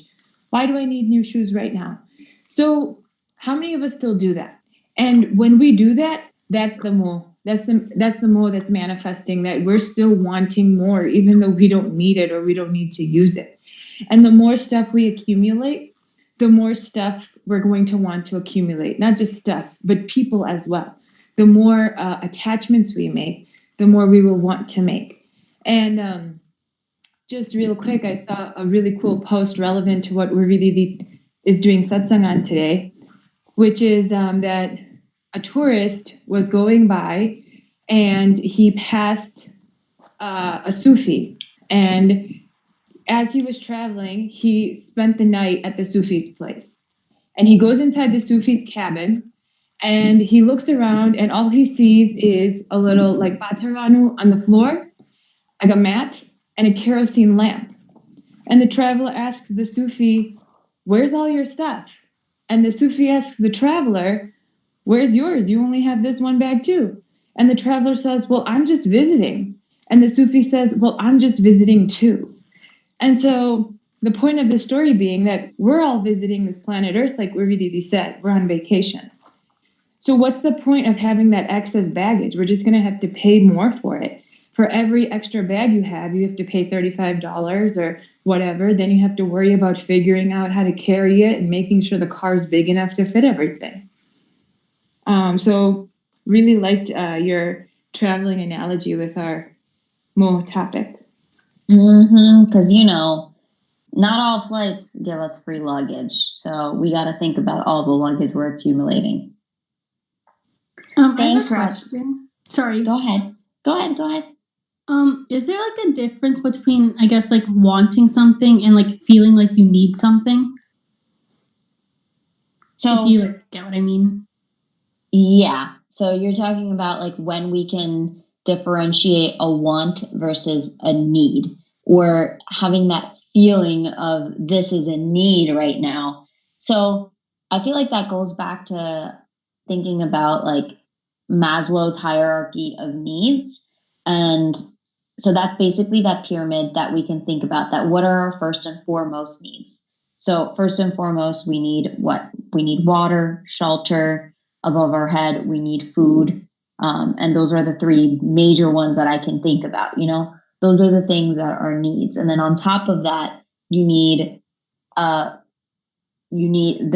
need that supersedes that is like family. And when we start thinking about society, we think about like going to school, things like these are our basic rights in terms of living in the US. And then we keep going on above that and above that. And when things fall out of that basic criteria of sustaining life and a day-to-day productive activity, then it becomes a want. So I know this is a general answer to what you were asking. Can you give me an example so that we can talk about it? I was gonna say there's like this, I don't know how to explain. Okay, so like say there are two people, for example, like shoes wise. Like one person wanted them, but then one person felt like they needed them. So like I guess I don't know how to explain. Is there like a difference between like, I guess like in mo, like if it was like on a scale, is there a difference between like needing it, like wanting it to be needed? I guess I don't know how to explain it. Like I kind of get what you're saying, but so I feel like mo is not, it's not a need, it's a desire. So that's where you separate it. You can convince yourself that one of your desires is a need, and that's where I feel like you're headed, that like you can come up with all the reasons why it's a need, you know? For example, let's say the sneakers that you're talking about. One person doesn't have any sneakers. So yes, that is a need so that we can protect our feet from getting ulcers or getting tetanus or getting a nail in the bottom of our foot. If you really don't have any shoe to wear, yes, that is a need. But if you already have a shoe to wear at home, you already have shoes on, and you want another pair of shoes, that is pretty much desire. And we're all culprits of that. We all have more than one pair of shoes. So is that explaining what you're saying? Yeah. Radhi or Nishta, or anybody, does anybody want to chime in to kind of explain that a little further? I don't know if I did it. I feel like we can put two heads together to kind of explain that. I think you explained it really well, but I think exactly what you said is one person thinks they need the shoes and one person thinks they want the shoes. The person who thinks they need them, does that person have any other shoes? So, for example, how many shoes do we really need? And this is a really great question you asked me, but I feel like part of you asked it like indirectly towards me. How many shoes does a person really need? A person really only needs one pair of good shoes that they can go to school in or work in. And then maybe if they're like exercising or something like that, they need one pair of gym shoes that they can exercise with. And then maybe if you're saying like, okay, I need like, you know, I have social events and stuff. Okay, maybe you need one or two pairs of shoes, like nice shoes you could wear when you go out to social events. But beyond that, you know, the new like the whiteout sneakers that became a trend last year and everyone was wearing them. And then you get the new like running shoes that come out each year, or like the new styles that come out. Sometimes neon comes back into play and that becomes really fashionable. New boots come into style, so you get those. Then at that point, like Didi said, we can convince our minds that we need anything. But at the basic line is, do we have what we need to get by in our day to day? And if we do, then that thing we think we need is actually just another pair of shoes that we want. We don't need them to get by in our day to day. Okay, thank you. You're welcome. I have a That was a question. really good question. Go ahead.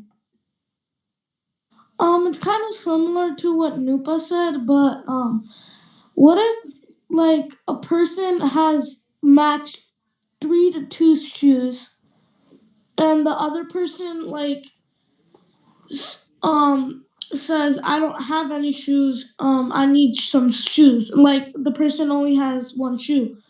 So is it really calling that you have more when you're trying to get like a shoe that you don't have and like you need them, but you have 32 shoes? Instead of giving the person to giving the shoes to the person who doesn't have any shoes. So let me understand what you're asking is if somebody is truly in need of shoes and we have more than one pair, like we have 3 pairs, and we don't give them our one pair because they really need them, is that more for us? Is that desire for us? Is that what you're asking? Yeah. Yeah. Okay. Okay. So yes, that would be more for us because we're holding on to something as we're that's actually more, and it is a little bit of ego that these are my shoes. Why should I have to give them to somebody else? That person can find another pair of shoes, you know? So that's more, and that's Maya. Do you remember we talked about Maya? Maya is attachment. So that is the desire to have your shoes, and then the idea that these are mine. I don't want to give them up. I went and bought them and I picked them out, and these are the ones that I want. They'll find another pair of shoes. So that is Mo and Maya put together. So that is a really good example of Mo also. When we kind of are hoarding our things out of greed and not willing to share them. So whether it's shoes or toys for the younger kids, or even knowledge, we can think about sharing knowledge. So if you know something and you're like, oh, I'm going to keep this all to myself, that person needs to learn it on themselves. That is also this idea of mo and mo, that like I should know everything. And it's also a sense of ego. So does that answer your question? Yeah. I also have another question. Go ahead. What if like you just bought some food and like you're really hungry and there's this homeless person and you give him the food? But if you didn't, would that be calling ego and attachment? So for a simple answer to the question, yes, that's still desired because it's not like we haven't eaten in many days. If we skip a meal or take half of the meal that we were about to carry out, let's say we went to Taco Bell and we got 2 Mexican pizzas and 2 chalupas. And then on our way out, we see a homeless man asking that they've been really hungry. Then remember our first and foremost principle that we're all anshis of the anshi, meaning we're all anshas of Kailakarta, we're all God's children. So we have to recognize in that person that this is a need for them. That is not desire for them to have the food. So yes, giving them food would be a good thing. But if we didn't give that to them, that would be our mole, that like, I want this food, you know, that's we need fuel. Food is fuel to survive, but we don't need every single meal we have. Sometimes we're eating more calories than we need, more food than we really need. You know, we've heard of barchos where people did thop for a really long time, meaning they were sitting in meditation for a very long time and they didn't eat. That's evidence that we don't need every single meal that we're eating. We would like it because it makes us feel better and we're not hangry and we're not cranky, right? So not giving that food is an example of mo. And it's also an example of greed. Yeah. So that's a really good segue into ego, ahankar. In our chopai, Param Guru is teaching us about ahankar. Now, this is different than self-esteem. So we all need to feel respected, and we have some level of self-esteem in order to be productive and happy humans. We need that. In order to function on a day-to-day basis, we need to have respect for ourselves, and we need to have good levels of self-esteem. because otherwise we're not going to be able to do the daily things that we need to do and make productive decisions. For example, someone with lower self-esteem is more likely to follow other people and what they say and not really think for themselves. And this can be harmful in certain situations. Think about it, like peer pressure. If we're in a situation where we have low self-esteem, we're likely to do something that we're not ready to do or we're not ready to try just because of peer pressure, because we don't have the self-esteem or self-respect that, like, no, I know this is right, or I know this is wrong. I shouldn't be doing this. But let's take a step back. At what point does this need for self-esteem turn into ego, what we call ahankar? Is there such a thing as too much self-esteem? How can we make sure we have a good level of self-esteem without getting ego? And how does an ego interfere in our lives? So let's think about this in terms of our relationships, or in terms of our educations, our career, our relationship with Param Guru. What types of ego are there? Can I get an example from somebody about types of ego? Like, what can we have ego about? Having ego about yourself, like I need these. Okay. What about having ego about the way we look? Like, I'm really good looking. Like, no one looks as good as me. That's ego. What about other examples of ego? What other kinds of things can you have ego about? Gyan and Seva. Okay. So we can have ego about Gnan and Seva. So that's a really good example, because in certain ways, having ego about our sampradaya and the Gnan that our guru gives us is good, because that means that we're going to have something productive out of it. That means that we're going to teach other people about it. And that means a good thing. But too much of that ego, if we had so much ego that we have all of this Gnan, that we're doing all of this seva, it can actually lead us to comparing ourselves with our guru, with Param Guru, or comparing ourselves to God, that I have all of this knowledge. I don't need to listen in on Sundays, and I don't need to listen to Sastriji's pravachan during Sabha, and I don't need to go to shibirs anymore because I have all of this knowledge. So that is when our ego, that is about something good and something productive, borderline crosses over to the negative side, thinking that we are all knowing and that we don't need anybody's help. So other types of ego that I wanted to mention are ego in terms of status, like that I'm rich, or that I have a PhD, or that I'm going to become a doctor. So about our education, about our career, about our shoes, about our talents. We can have ego about all of these things, but all of these things that we have ego about, they're not permanent. They can all be taken away. And we've seen that with COVID. Let's take a look at how things that all these things have been taken away and during COVID. Think about our cars or our jobs or our money. Even the richest businessmen have lost a lot of money because of government shutdowns. The fancy cars that people own, they're sitting in the driveways or in the garages. They're not being driven out. People aren't seeing them.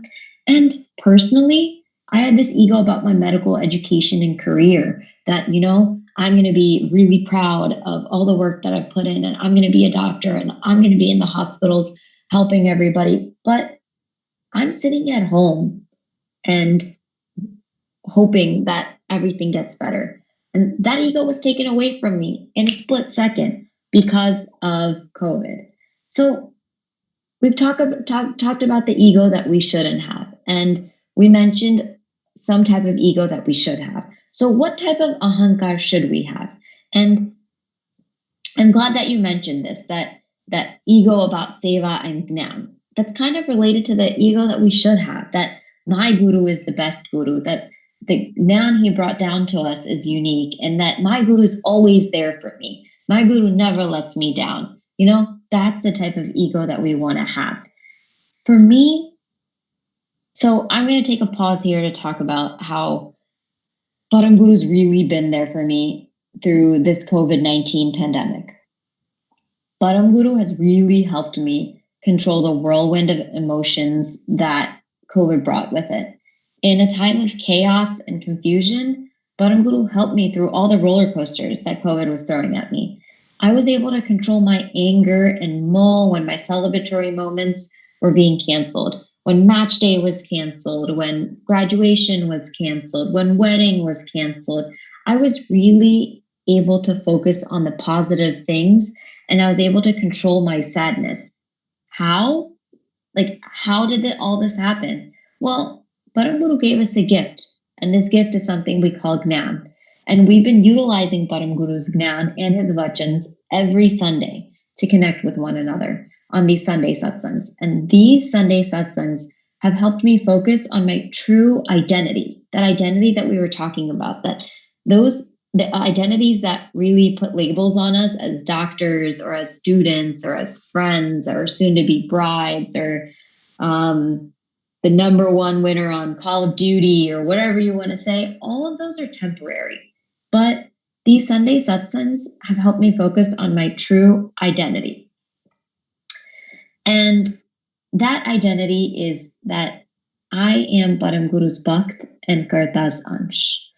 And when it felt like COVID took a few big moments away from me, Param Guru gave me every Sunday with an even bigger support system, our KY family, every Sunday, satsang. And satsang has really helped me understand the emotions that I was feeling, that the krodh, the moh, the ahankar, all of these things came into balance because of the satsang that I was doing. Param Guru really helps us in this life and even after this life. Now, I want to focus on Albert Einstein's quote. More the knowledge, lesser the ego, lesser the knowledge, more the ego. So ego equals 1 over knowledge. So the knowledge that I want to focus on is not that we learn in an academic career or in schools or through textbooks, but the knowledge that Param Guru has left us, that our tour guide has given us. And from this, do we remember what Nilave taught us about Param Guru's vibhutis last week? The 13th vibhuti of Param Guru is that he has the power to change our fate. So in times of chaos and confusion, let's focus on our relationship with Param Guru, because he will teach us and help us control our desires, our attachments, and ego. And once we control all of these, they have the least impact on our mental state, and we can keep our behavior and our nature shilvant, or calm. And that word comes from that jopai, that shilvant. And being shilvant or being calm ultimately helps us focus better and focus on what's important. So how do we keep our behavior and nature shilvant? Well, let's define shil first. Param Guru teaches us that Shilvant means calm. Shil is the ability to maintain control over our character and remain a positive person with moral characteristics. Sneaking around, deceiving, or lying to others to complete a task is breaking Shil.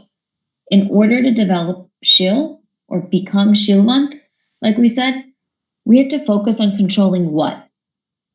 Our moh, meaning our desires, our maya, our attachments, our ego, and our anger. And we learned about ways we can start controlling these things previously through our shibirs, through our previous satsangs. We've learned, how do we control these things? Can anybody give me an example? I have a question for the ego one. Recently I overheard my mom say that the doctors don't have enough money, so they're telling their doctors to shut down and keep the lower hours just because they can't pay them. But what if the doctor says, I don't care if you pay me, and I just want to help you say, the manager of the doctor say no? Would it still be would it still count as calling ego? If the doctors want to provide services and take care of sick people? Yeah, for free. No, that is actually an example of doing seva because they really are focused on taking care of others and they're spending their time doing things for others. And this is actually a really good way to control our selfishness and our ego. And it teaches us humility, it teaches us how to be humble. The more time we spend in doing things for others and the less time we spend in thinking about ourselves, that really teaches us how to control our own desires and attachments because we're focusing on other people, right? Yeah, So that's but actually a form of seva. I'm saying that what if the doctor's managers say no still? I mean, if they say Even no, though- I guess if they say no, I guess the doctor can't go and take care of patients in that facility, in that hospital. But the doctor can provide services and take care of people and do seva in another hospital, in another clinic, do something else. Seva doesn't always have to be, as a doctor, seva doesn't always have to be with your stethoscope and in the clinic and whatnot. I'm a medical student. I'm getting my diploma. I'm actually a licensed physician in the state of Pennsylvania. I can do other things as forms of seva to help out. So that's not ego.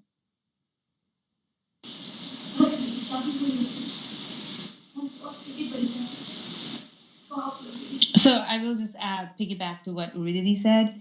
So for example, if you want to serve, but powers to be, may it be your manager or whoever, is allowing you that you can't, right? And even when you want to give free seva, to open up your clinic means that you need somebody to take temperature, you need to keep your patients safe and everything. So sometimes, even when we want to stay open, we might not be allowed to, or physically we don't have the resources to stay open. We just can't. We don't have enough help.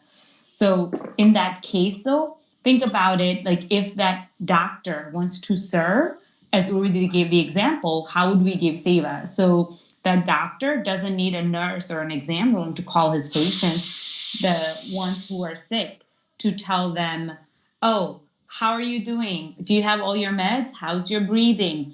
Please go to the pharmacy and get your meds if your breathing is not okay. So again, yes, in your clinic, you can see them, but via telephone, just like how we're doing stuff virtually, even doctors had to figure out ways to connect with their patients during this times because keeping the office open was not possible for everyone. So just think of it that way, that if for somebody who is mission oriented and they want to do seva, they will find a way that they can give their seva. Right. Thank you, Hital Didi, for that. We have just a few minutes, and I wanted to wrap up very quickly and remind us of how we can manage our emotions like anger and how we can control our desires and control our ego so it doesn't become ahankar. And these are things that we've learned time and again, but it's always important to think about them. So doing things like Amar Mantra, that when we're saying the Amar Mantra, we are reminding ourselves that we are all anshas of Kaivakarta. And this notion will prevent us from having an ego and growth because we'll remember that the person on the receiving end is also an ansh of Kaivakarta.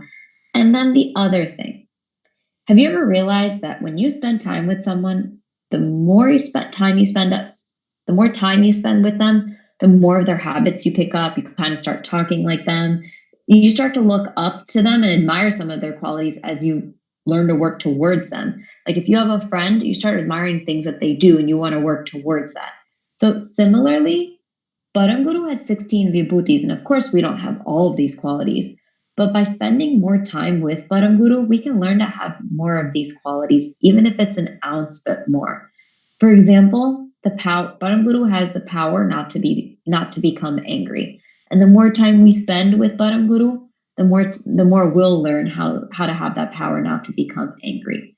So as we can see, COVID-19 has really thrown curveballs at us, but we shouldn't be angry or upset because Paramguru teaches us how to face adversity and control all these emotions.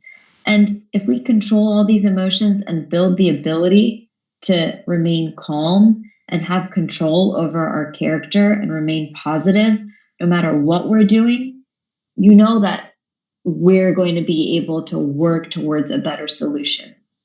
Param Guru teaches us to surround ourselves with good people and to embody the characteristics of a true bhakt. And that's what we learned from that chopai that we just dissected. So, on a final note, for this, between this week and next week, I challenge all of us in this coming week to control our krodh, or our anger. Because let's be real, we're at home, quarantined all day long with our mom, dad, siblings, everybody. And sometimes we get angry. But if we become angry, we should repent for it by choosing to do something positive every time we get angry. We can do Mara, Chalisa, anything you pick. But I challenge you that the next time you get angry, do two things actually. Repent for it with something positive and write down how you felt when you felt angry, like Hitler Bibi said, so we can understand why we're becoming angry. On that note, does anybody have any final questions before we finish up and get ready for Sabha?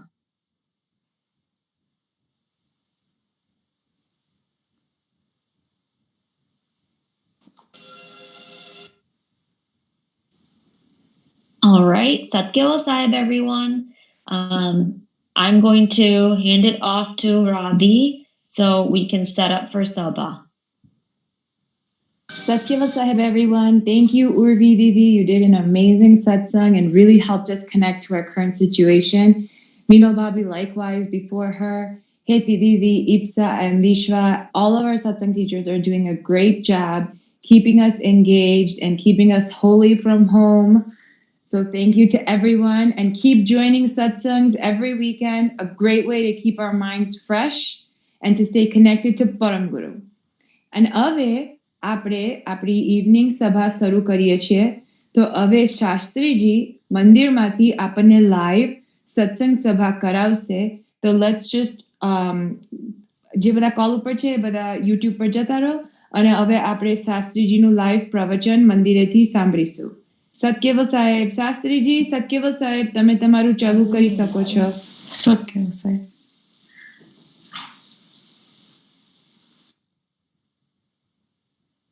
સત્કેવલ સાહેબ.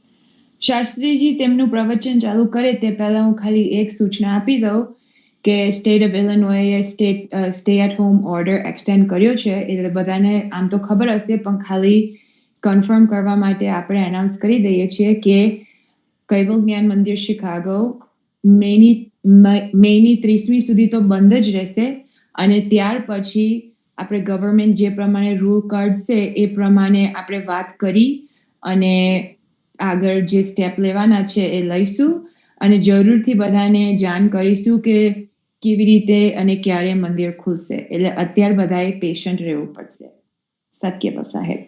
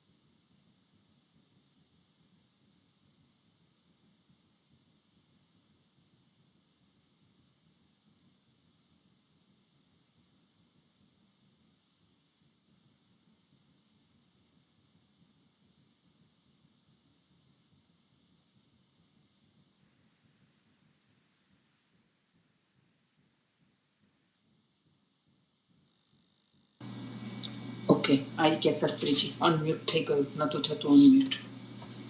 આપણે ઘરનું જ હવે જે ઘરનું છે ને એમાં જ શાસ્ત્રીજી લે છે. સંભળાય છે? ઓકે, યાદ હા, એ સારું શરૂ કરી દે છે. સત્કલ સાહેબ, સત્કલ સાહેબ,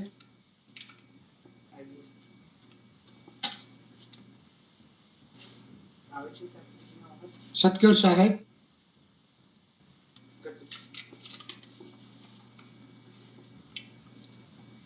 श्रीमद करुणा सागर महाराज की जय, कैवल धाम की जय, श्री अविचलदास जी महाराज की जय, सतकेवल साहेब, सतकेवल साहेब.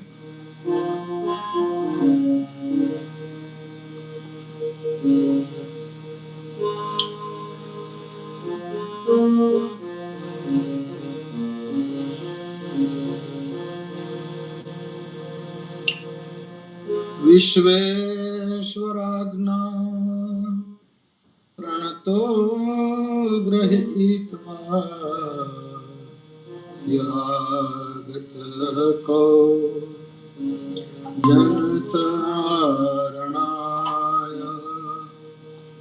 नृभ्यो रूपेण ददाति बोधम् नमामि देवं करुणार्णवम्.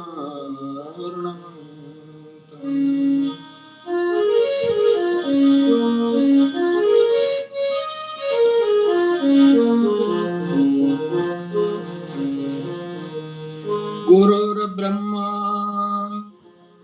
गुरुर्विष्णु गुरुर्देवो महेश्वर,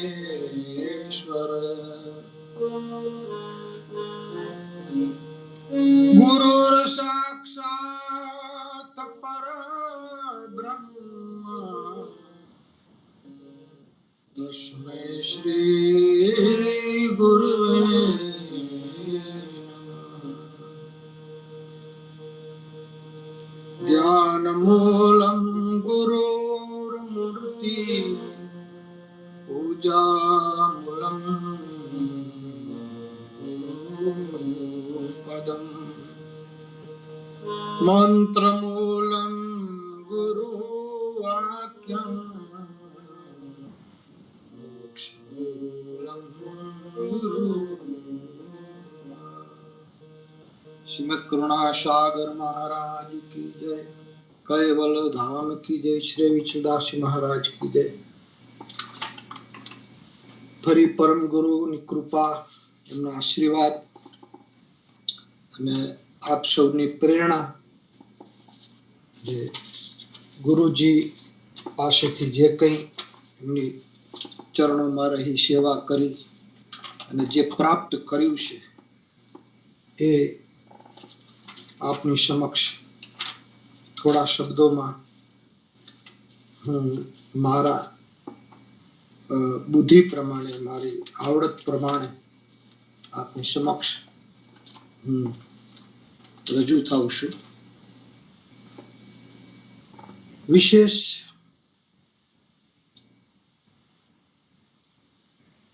માં એટલું જ કે જીવન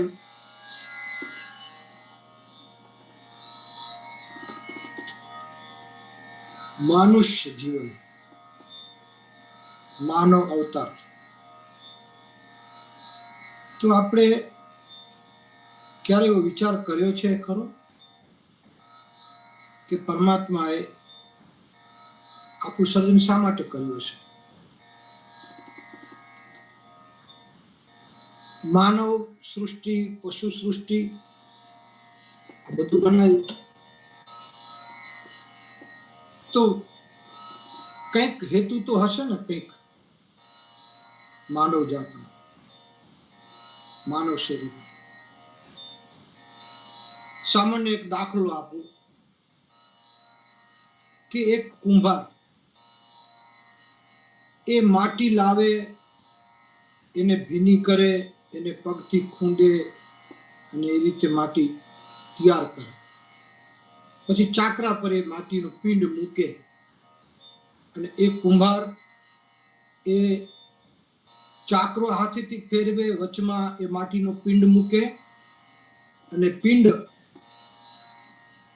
મૂકતા એના મગજમાં, એના મનમાં જે વિચાર સ્ફુરે અને જે આકાર એમાં બને, એના મનમાં જેવો આકાર મનમાં બને એવી રીતનો ચાકરો ફરતો જાય અને એના હાથ એ પિંડ ઉપર, એના આંગળા, એના અંગૂઠા, એની હથેળી એ ઉપર ફરતું જાય અને એમાંથી એક આકાર થતો જાય. ફરી પાછો પાણીવાળા હાથ કરી અને ફરી પાછો પિંડને, જે માટીનો જે પિંડ છે એમાં સરસ મજાનો એક ઘડો બનાવે. એક જ પિંડ છે માટીનો, એમાંથી એ કુંભાર ઘડો બનાવશે, નીચેથી માટી પણ કાઢી લેશે, આકાર આવશે માટલા જેવો. એને કિનાર પણ આમ આંગળીથી એટલી સરસ બનાવે કે આપણે જોતા રહી જઈએ. માટીના એ પિંડમાંથી જે વધારાનો પિંડ માટી જે કાઢી નાખી છે, માટલું તૈયાર થયું, મૂકી દીધું. દોરી ચાકરા વચ્ચે ને માટલા વચ્ચે, જે માટલું ચાકરાની ઉપર ફરી રહ્યું છે, માટલુંનો ઘાટ તૈયાર થઈ ગયો.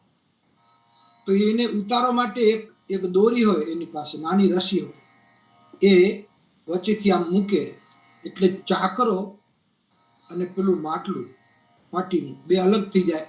અને પછી ચાકરું બંધ કરી હળવા હાથેથી એ માટલા, કારણ કે તો કાચું છે, તૈયાર છે, માટીનું બનેલું, એક બાજુ મૂકે અને જે માટી વધી છે એ ફરી પાછા ચાકરા પર ચડાવે અને ફરી પાછું ચાકરો લાકડી આમ રાખીને હાથેથી એ ફેરવે એકદમ. કારણ કે એની પાસે એ વખતે તો કોઈ મોટર ને આવું કોઈ હતું નહીં, મોટર પ્રમાણે તો ચાકરો ફરે તો તૈયાર ન થાય. એને ખબર છે મારે કેટલો ચાકરો ફેરવો જોઈએ, કેટલા આકારમાં, કેટલા વાર સુધી ફરે. આ બધી હાથની કરામત છે. આ બધા જાતીય સંસ્કારો છે. અમુક સંસ્કાર જે છે એ જન્મજાત આવતા હોય છે, અમુક કલા છે જન્મજાત છે. એ અભ્યાસ કરવાથી કે કોલેજમાં જવાથી કે સ્કૂલમાં જવાથી કે પ્રાથમિક શાળામાં કોઈ ટીચર આ શિક્ષણ ના આપે, આ જન્મજાત છે, લોહીના સંસ્કાર છે, એ લોહીમાં આવતું હોય છે.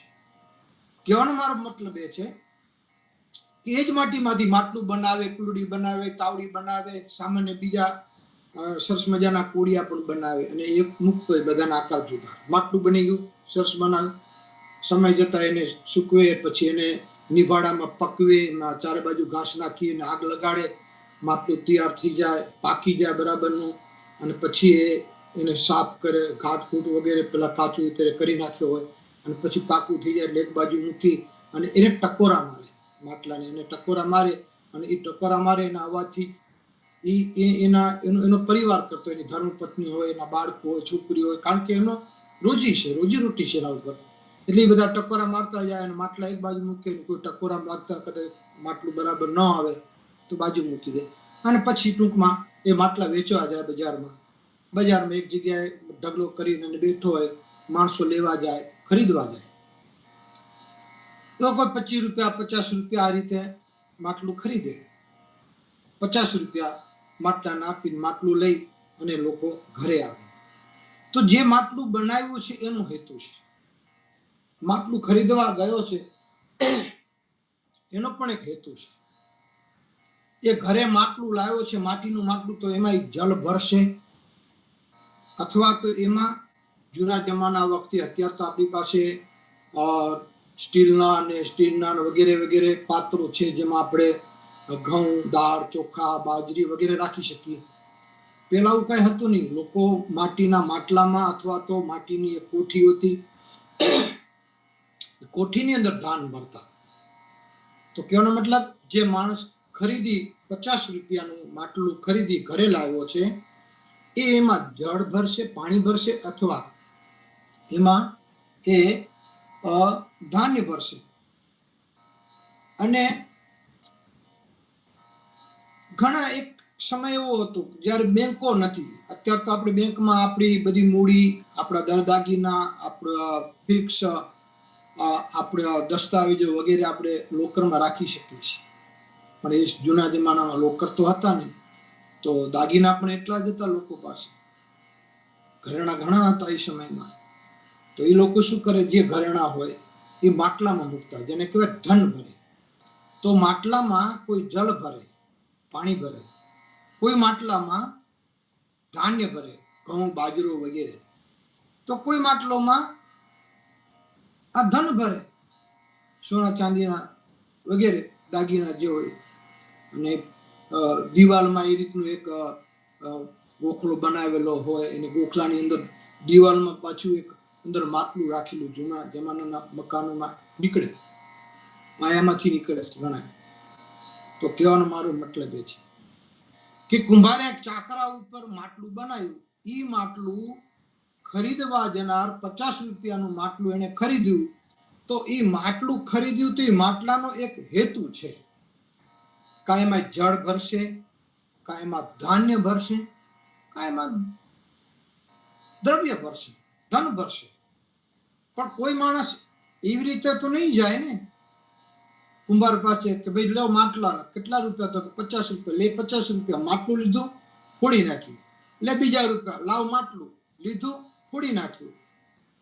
તો એ રીતે માટલું ફોડી નાખવા કોઈ ખરીદતા નથી. તો માટલાનો હેતુ છે કે આમાં જલ ભરે, કે ધાન્ય ભરે. એમ કેવલ કરતા સર્જનહારે આ સૃષ્ટિ બનાવી, સૃષ્ટિ રૂપી ચાકરામાં માનવ રૂપી પિંડ બનાવ્યા.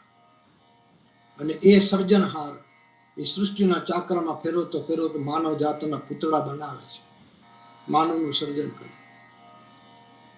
તો માનવનું સર્જન કર્યું તો એક માટલાનો હેતુ હોય. એક માટલું કુંભાર કરે, માટીમાંથી માટલું બનાવે, તો એનો એક હેતુ છે. એમાં એ જળ ભરવામાં કામ આવે, આ ધાન ભરવામાં કામ આવે, આ તો ધન ભરવામાં એ માટલું કામ આવે છે. કોઈના હાથમાં આવીને ફૂટી જવા માટે નથી બન્યું. અને એ માટલાથી કુંભારે બનાવ્યું છે, એની રોજીરોટી ચાલે છે. અને ઘરમાં જે પાણી ભરે છે, ઉનાળાની ગરમી લાગતી હોય, તરસ લાગતી હોય, સરસ મજાનું માટલામાંથી પાણી પીવા મળે. પેલા ફ્રીજ તો હતા નહીં, અને માટલાનું પાણી આજે લોકો એમ કે માટલાનું જ પીજો. આ કોરોના વાયરસ પછી તો બધા ના જ પાડે, ફ્રીજને તો અડજો જ નહીં એવું કહેશે બધા. ઠંડુ પાણી પીજો જ નહીં, ગરમ ગરમ પીજો. બધાને સમજણ પડી હવે કે માટલું શું છે. તેનો જમાનો આવશે માટલાનો. ફરી પાછા કુંભાર પૈસા વાળા થશે. કહેવાનો મતલબ કે એક માટલાનું મહત્વ છે, એક માટલાનો હેતુ છે કે એમાં કોઈ જળ ભરે, એમાં કોઈ ધાન્ય ભરે, એમાં કોઈ ધન ભરે.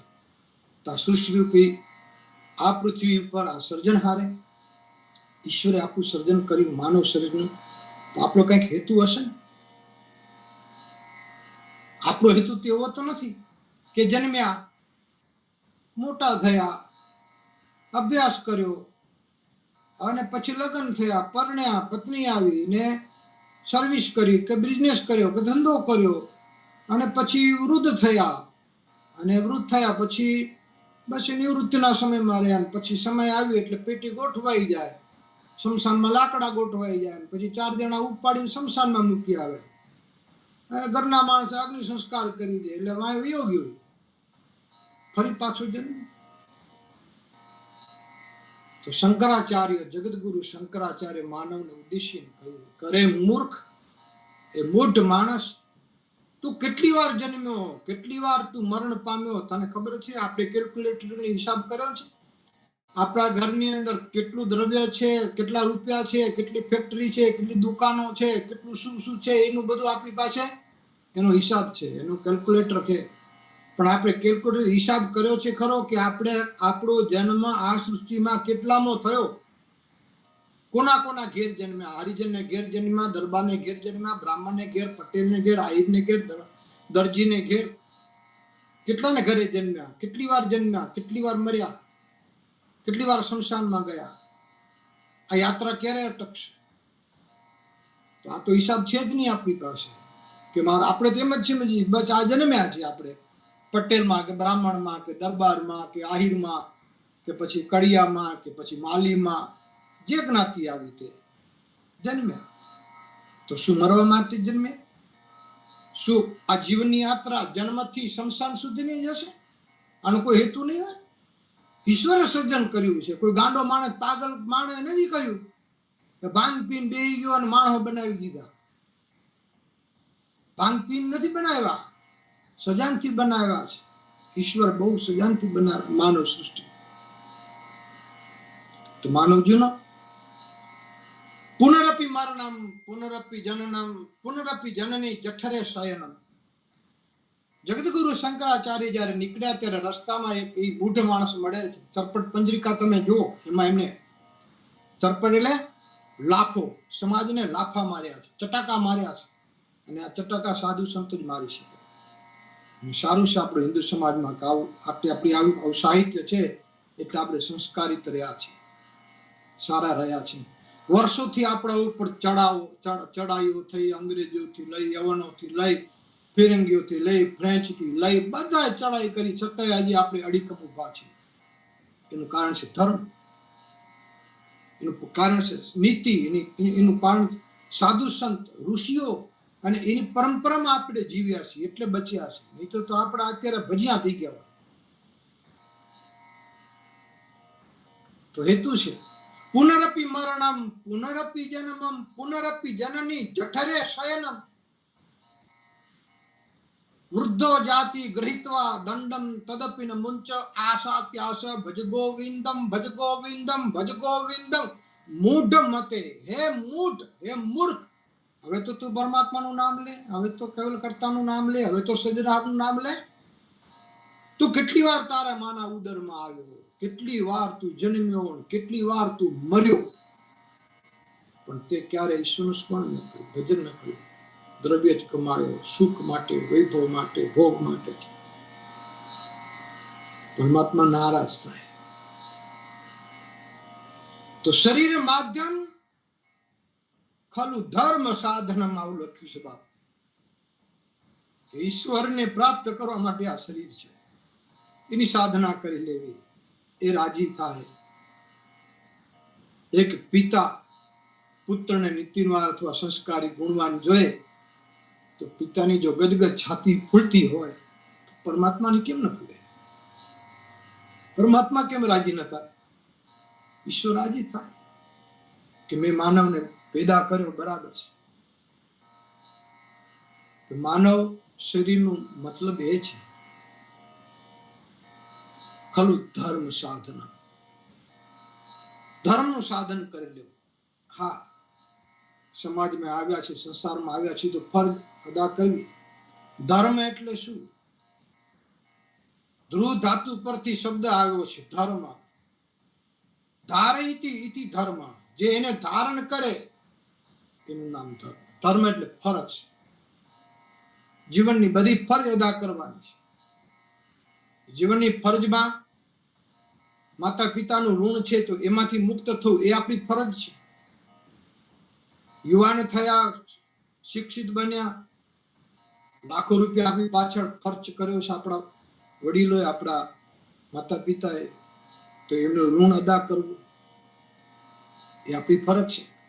પરણ્યા પછી પત્નીનું પાલન કરવું, એની સાથે હળી મળીને રહેવું, પત્ની પણ એની સાથે રહેવું, પરસ્પર પ્રેમ કરવો, પરસ્પર પૂરક બનવા, સંસાર રૂપી માર્ગે ચાલતા ચાલતા બંને જણા એકબીજાનો સહકાર બને, કેડી કનારે, તો એ ફરજ છે.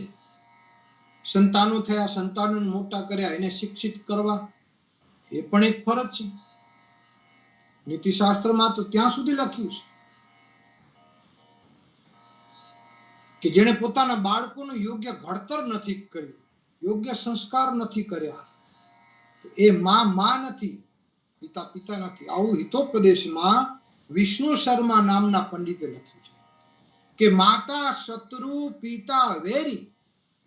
માં શત્રુ છે, પિતા વેરી છે. એન બાળોને પાઠિત, જેને પોતાના બાળકને ભણાવ્યો નથી.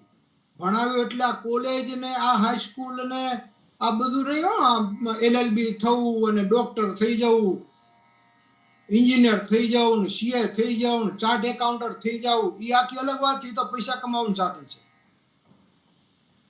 એના તમને પૈસા મળે સાહેબ.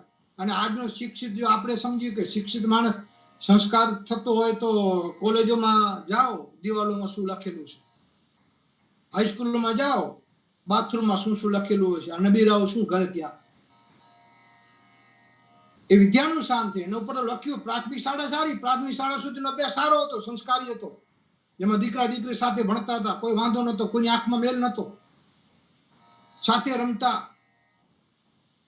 હોળીમાં સાથે રમતા, નવરાત્રીમાં સાથે રમતા, ગીડી દડા રમતા, મોઈ દાંડો રમતા. અને એ પ્રાથમિક શાળામાં લખેલું આવતું. બાળકો પાસે શિક્ષક લખાવતો કે સ્કૂલની દિવાલ ઉપર લખો, અને સાયથી લખતા, બીજો તો કલર હતો નહીં, સાયથી લખે, શાળા અમારી તીર્થભૂમિ, જ્ઞાન ગંગા જ્યાં વહે. આ શાળા અમારું તીર્થ છે, આ શાળા અમારું મંદિર છે, અમે આમાં સંસ્કાર પામીએ. અને ત્યારે લખેલું આવે કે સા વિદ્યા યા વિમુક્ત. એન્જિનિયર થવું એ અલગ વાત છે, એ પૈસા ઉપાર્જન કરવાનું સાધન છે. ડોક્ટર બનવું અલગ વાત છે સાહેબ. અને ડોક્ટર થી જ્ઞાની થવા દો, ડોક્ટર ને ત્યાં જ ભગવાન જન્મે, બધા એન્જિનિયર ત્યાં જ જન્મે, વકીલો ને ત્યાં જ જન્મે. વકીલોના કાળા કોટ, તો વિચાર કરો કેમ કાળા કર્યા, એ કેમ ધંધા કાળા કરવાના છે એટલે કાળો કોટ પહેર્યો. ડોક્ટરોના સફેદ, ડોક્ટરના સફેદ એટલા માટે કે શાંતિ આપી છે, માણસનો જીવ બચાવવો છે. એટલે સા વિદ્યા યા વિમુક્ત, જે મુક્તિ અપાવે એનું નામ વિદ્યા. તો વિદ્યા બાળકોને ભણાવવા એ આપણી ફરજ છે, આ ધર્મનો એક ભાગ છે. તમે ઘરમાં રહો, તમારે ત્યાં એક બે બાળકો હોય તો એનું તમારે સંસ્કરણ કરવું જોઈએ. ખાસ તો એને સંસ્કારી બનાવવા જોઈએ, નીતિવાન બનાવવા જોઈએ. કેટલો ભણે છે એના કરતા એ કેટલો સંસ્કારી બને છે એની ઉપર છે. એટલે કહ્યું વિષ્ણુ શર્મા નામના પંડિતે કે જે માતાએ, જે પિતાએ માત્ર બાળકને જન્મ આપીને પોતે માતા પિતા બન્યા છે પોતાના મોજ શોખ માટે,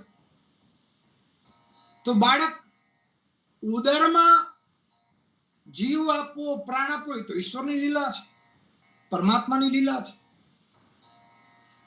એ દીકરીના સ્વરૂપમાં કે દીકરાના સ્વરૂપમાં, તો ઈશ્વરે જે આપ્યું છે એનો સ્વીકાર કરી લેવો જોઈએ, પણ એનું સંસ્કરણ કરવું જોઈએ. માતા શત્રુ, પિતા વેરી, એન બાલો ન પાઠિત.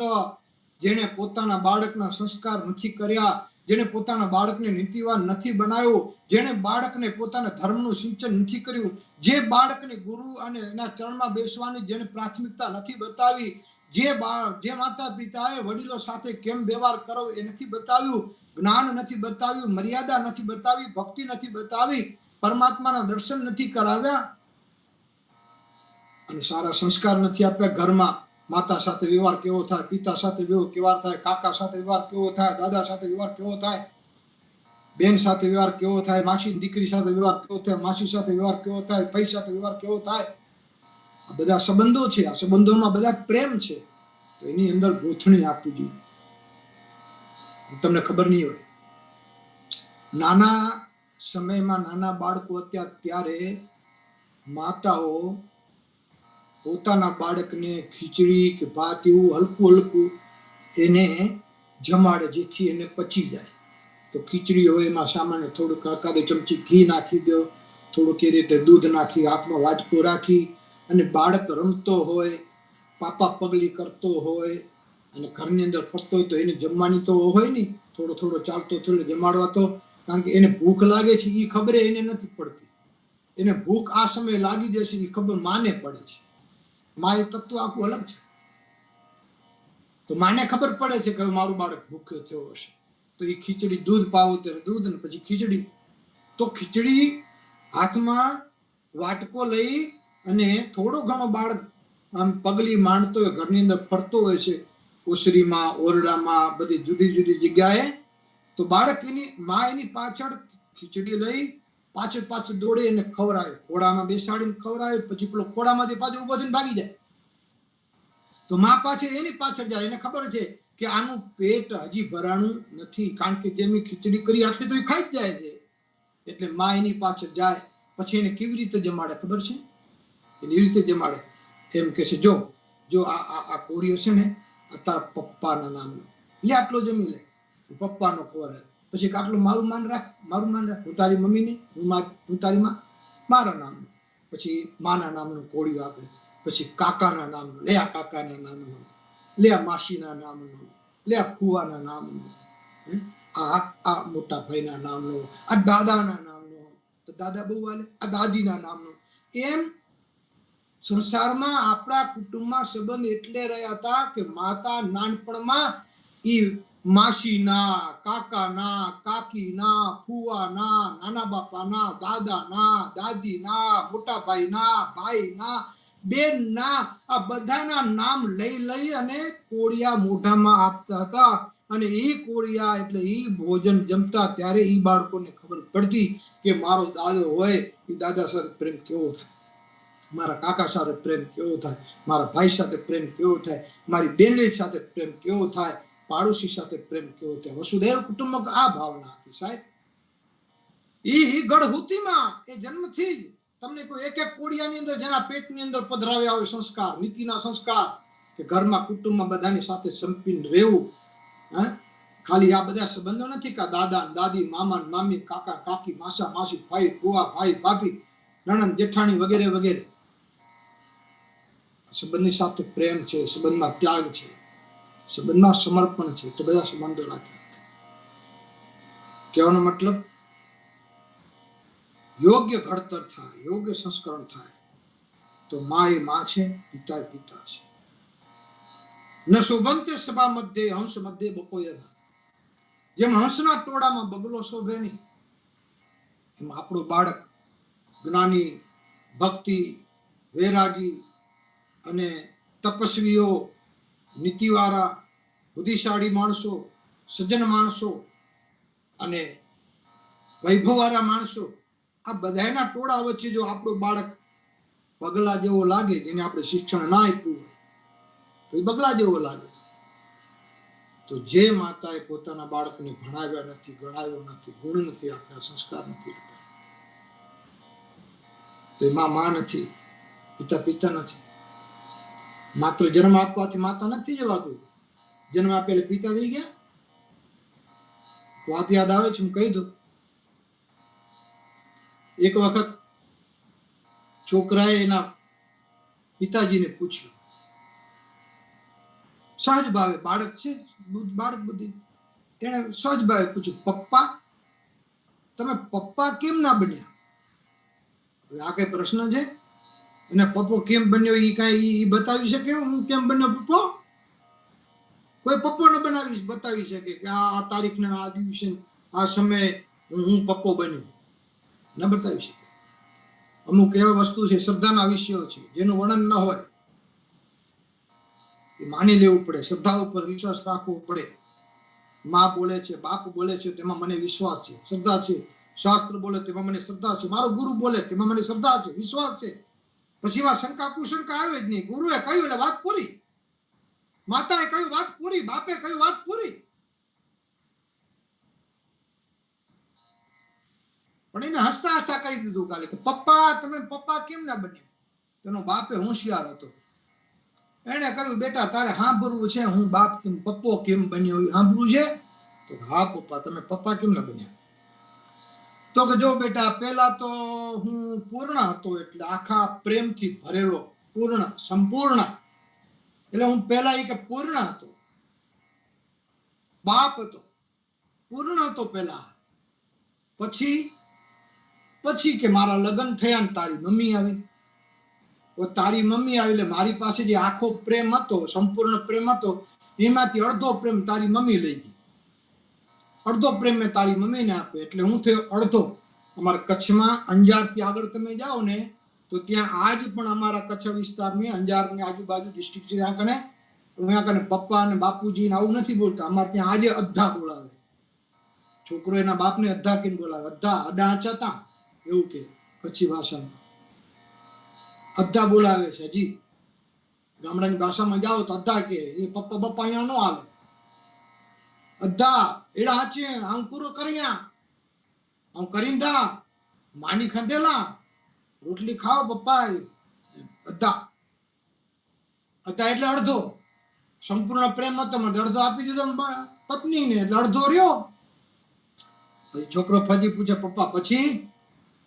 તો કે પછી 2 વર્ષ પછી બેટા તારો જન્મ થયો, એટલે મારી પાસે જે અડધો પ્રેમ હતો એ અડધા પ્રેમમાંથી પા ભાગનો પ્રેમ મેં તને આપી દીધો, અને પા ભાગનો પ્રેમ મારી પાસે રહ્યો, એટલે હું બની ગયો પપ્પો. હવે બોલ, કાલે પૂછ્યું છે આગળ? બાકી પેલા પપ્પો નતો, પેલા આખો હતો. પછી તારી પત્ની આવી એટલે અડધો થયો, અને પછી ટાબરિયા તું આવ્યો એટલે તારો અડધો બાકી અડધો મારે તને આપવો પડ્યો, એટલે પા ભાગનો મારી પાસે રહ્યો, અને આ પાડ ભાગે મને પપ્પો બનાવી દીધો, એટલે હું બન્યો પપ્પો. છોકરો હસવા લાગ્યો, વાહ પપ્પા આમ બનાય. સ્વાભાવિક છે, બાળક છે, ગમે એવું પૂછે. એટલે કહેવાનો મારો મતલબ, શરીર માધ્યમ ખલું ધર્મ સાધનો છે.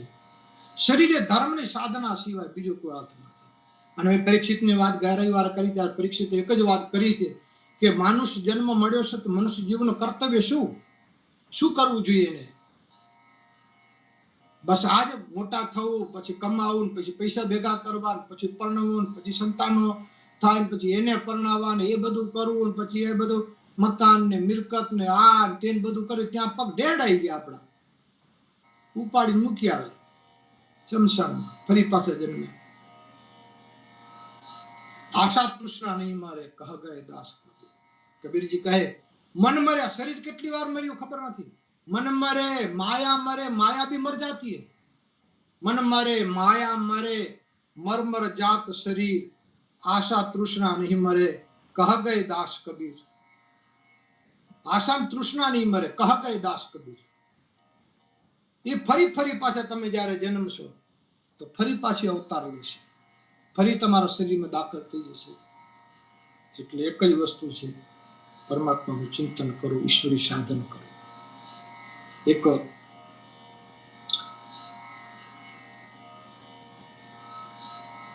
ધર્મ જે છે, આહાર નિંદ્રા ભય મૈથુનંચ સામાન્ય મેતત પશુભી નરણા ધર્મો હિ તેષામ અધિકો વિશેષ ધર્મેણ હિના પશુભી સમાના. આમાં એ જ વાત કરી છે. આહાર નિંદ્રા ભય મૈથુન સામાન્ય મેતત બધું સરખું છે. કોને? પશુઓને, પક્ષીઓને અને આપણે માનવ જાતને. આહાર તો આપણને ભૂખ લાગે છે, આપણે આ પેટનો ખાડો પૂરાતો નથી, પેટ માટે જ બધી વેટ કરી છે, તો આપણે પેટ માટે કરી છે. આપણને ભૂખ લાગે છે તો પશુઓને, પક્ષીઓને ભૂખ લાગે છે. આહારમાં આપણે અને પશુઓ તો સરખા છીએ, તો પશુને પશુ બનાવ્યા અને આપણને માનવ બનાવ્યા. કારણ શું? નિંદ્રા, આપણને ઊંઘ આવે છે, એમને પણ ઊંઘ આવે છે. આપણે તો ગોળીઓ લેવી પડે ત્યારે ઊંઘ આવે. ખાટલામાં રહ્યા પડખા બદલી, પલંગમાં સારા મજાના દંડલોકના ગાડલા હોય, સરસ મજાના ઉશીકા હોય, પણ ઊંઘ ક્યાંથી? વેચાતી લઈ આવી. ઊંઘ ના આવે શું કરવું? પક્ષીઓ તો ડાળ ઉપર આમ 2 પગ રાખીને બેઠા હોય ને સાહેબ, 8 કલાકની ઊંઘ કરી લે, અને સવારમાં 5-4 વાગે ઉઠીને પાછા એ બધા જપ તપ ઉપાસના ને પ્રભાતિયા ને મંગળ ગીત ને આવું બધું ગાઈ નાખે ઈશ્વરનું. સવારમાં સાંભળજો, હમણાં સંભળાતું હતું બધાને કે કેવા ગીતો ગાય છે પક્ષીઓ. તો આહાર નિંદ્રા એમને ઊંઘ આવે, આપણને ઊંઘ આવે છે. તો આપણે તો પશુમાં આપણે તો બે સરખા છીએ, તો આપણે માણસ કેમ બન્યા? પશુ કેમ બનાવે? ભય, આપણને ભય સતાવે છે. આપણને કોઈ સંપત્તિ ચોરી હશે, ઘરમાં કોઈ ચોર આવશે, કોઈ આવશે, એમને પણ ભય સતાવે છે. એ પોતાના ડાળ ઉપર કે અન્ય જગ્યા હોય ત્યાં એમને પણ ભય હોય છે કે કોઈ શત્રુ પ્રાણી આવશે, મારી નાખશે, શું થશે? એ પણ સતત ભયભીત છે. આપણે પણ સતત ભયભીત છીએ. અત્યારે તો વધારે ભયભીત છીએ. બહાર નીકળતા જ આપણને ખબર પડે કે હું આવે છે. બધા ઘરમાં ભરાઈ રહ્યા છે, કારણ કે બારે કાળ જ ફરે છે. ક્યારે ગમે એને ઝપટી લે, કાંઈ ખબર જ પડે નહીં. અને એવો ઝપટે ને પાછો, એની કોઈ દવા નથી રાખી. વિચાર તો કરો તમે. આ બધા વૈજ્ઞાનિકો ઊંધે માથે પડ્યા, હજી સુધી દવા નથી ઉતારી. બ્રહ્માંડ હોદવા નીકળ્યા, મંગળ હોદવા નીકળ્યા, ચંદ્ર સુધી જવું છે, બ્રહ્માંડને બતાવો. અરે આ બ્રહ્માંડને ઓળખાવે એનું નામ વૈજ્ઞાનિક કહેવાય, વિજ્ઞાન કહેવાય. પણ બ્રહ્માંડ બનાવે કોણ? બ્રહ્માંડ બનાવે ભગવાન. એ ઈશ્વર, એ સર્જનાર, એ કેવલ કરતા, જેને બ્રહ્માંડ બનાવ્યું છે, આર્ય બ્રહ્માંડ હોધવા નીકળ્યા છે, 20 વર્ષથી પાછળ પડ્યા છે, અને કોરોનાની વાયરસની દવા નથી હોધી શક્યા. બોલો, જાન્યુઆરીથી ચાલુ થયું છે, હજી સુધી વેક્સિન ગોતી નહીં શક્યા. મંગળ ને ચંદ્ર ને આ મૂક્યો ને આ મૂક્યા ને પેલા ગ્રહો મૂક્યા. નેતિ છે. આખરે આ વૈજ્ઞાનિકો જે અભિમાન કરતા હતા ને, એના માટે છે. એમને એમ કે અમે બધું શોધ કરી, મંગળને લઈ આવીને આ લઈ આવીને તે લઈ આવીને, વાયુ ક્યાંથી બને એ બનાવી, શરીરની અંદર આત્મા ક્યાં છે એને પકડી લઈને, સૂર્યને પકડી લઈ આ બધાને પકડવા નીકળ્યા છે. એટલે આ હૂજતું નથી આમને. તો એમને ભય છે. આપણે પણ પુત્ર પરિવાર છે, બચ્ચા છે, સંસાર ભોગવી છીએ, તો પશુ પક્ષીઓ પણ સંસાર ભોગવે છે. તો આ બધું તો સમાન જેવું છે. આહાર, નિંદ્રા, ભય, મૈથુન, આ બધું તો સમાન છે. તો પશુને પશુ બનાવે ને આપણે માણસ બનાવવાનું કારણ શું? તો એનું કારણ એક છે કે પશુ પક્ષીઓ ધર્મ કરી શકતા નથી, માળા જપ કરી શકતા નથી, કારણ કે એમની જીભ જાડી છે, આપણી જીભ પાતળી છે. આપણે જીભથી ઈશ્વરનું નામ લઈ શકીએ, કેવલ મંત્ર કરી શકીએ, અમર મંત્ર કરી શકીએ, કૃષ્ણ, રામ, શિવ વગેરે જે કઈ મંત્રો હોય તે કરી શકીએ. એ નથી કરી શકતા. એની જીભ જાડી છે, જાડી જીભમાં ઈશ્વર નથી આવી શકતો. આપણી જીભ પાતળી છે, તરત બોલી શકાય. તો એક જ વિશેષ કારણ, ધર્મો હિ તેષામ અધિકો વિશેષ.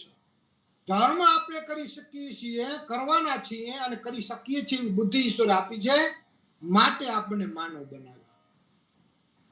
ધર્મને માટે, ભક્તિને માટે, પરમ તત્વને જાણવા માટે. નારદજી એક વખત ભગવાને પ્રશ્ન કરી દીધો કે પ્રભુ તમે માણસોને બનાવ્યા, પણ માણસો જાઓ ધરતીમાં કેવા છે અને હું ધંધા કરે છે, તમે જુઓ તો આંખ તમારે પણ લાજ કાઢી લેવી પડે પડદામાં. ભગવાન કે એટલે તો મંદિરમાં પડદા રાખું છું, પડદા મારું અત્યારે તો તાળા મારી દીધા છે સાહેબ, નીકળતો નથી બહાર. બધાને ખબર છે આ ધંધા હું કર્યા. બધા પોતપોતાની છાતી ઉપર હાથ રાખીને કહો, બીજા ક્યાંય જવાની જરૂર, અરીસામાં જવાની જરૂર, છાતી ઉપર હાથ રાખીને એટલું કહો હું કેટલો સાચો છું, હું કેટલો નીતિવાળો છું, મેં કેટલો ધર્મ કર્યો, મેં કેટલા જપ કર્યા, તપ કર્યા, શું શું કર્યું. એ તમારો હાથ તમારી છાતી ઉપર જશે ને, અંદરનો આત્મા તમને કહી દેશે કે તે બહુ સારા ધંધા કર્યા, મને ખબર છે, તે શું કર્યું છે બધી મને ખબર છે, બોલને છાનો માનો રે, એ આત્મા જ તમને કહી દેશે. તો ધર્મો હિ તેષામ અધિકો વિશેષ. જે ધર્મ એટલે પ્રકૃતિના નિયમમાં, પ્રકૃતિ પ્રમાણે જેને જીવન જીવવું છે, ધરતીથી લઈ આકાશ સુધીની અંદર, આકાશ ને ધરતી સુધીની અંદર જે વાતાવરણ ઈશ્વરે આપ્યું છે, એ વાતાવરણની બસ પ્રકૃતિની મેં પૂજા કરી, જરૂર પડે એનો ભોગ લઈ એને પ્રાપ્ત કરી, ઈશ્વરી વસ્તુ છે. હું તમને એક પ્રશ્ન કરું, ખાલી એટલો જ પ્રશ્ન કરું કે આ વિજ્ઞાન આગળ વધ્યું, આ બધું આગળ વધ્યું, બધું બરાબર છે, અને શરીરમાં બધી વસ્તુ પરમાત્માએ કેટલી સરસ મજાની આપી છે. કોઈ વસ્તુનો એને રૂપિયા નથી લીધા. આપણે ત્યાં તો લાઇટ બિલ આવે તો ખબર પડી જાય, આંખો ફાટી જાય આપણી, બરાબર છે. એને કશું લીધું નથી. સૂર્ય, ચંદ્ર વગેરે, પ્રકાશ, પવન, પાણી, બધું, પૃથ્વી રહેવા માટે બધું આપ્યું. માણસ ચાલે ને તો આગળ પગ કરીને ચાલે ને, બરાબર ને. હું એક તમને આપણે પૂછું છું, પગ કરીને ચાલે, પછી ગીત કરીને મારા વખતને બંધ કરીશ.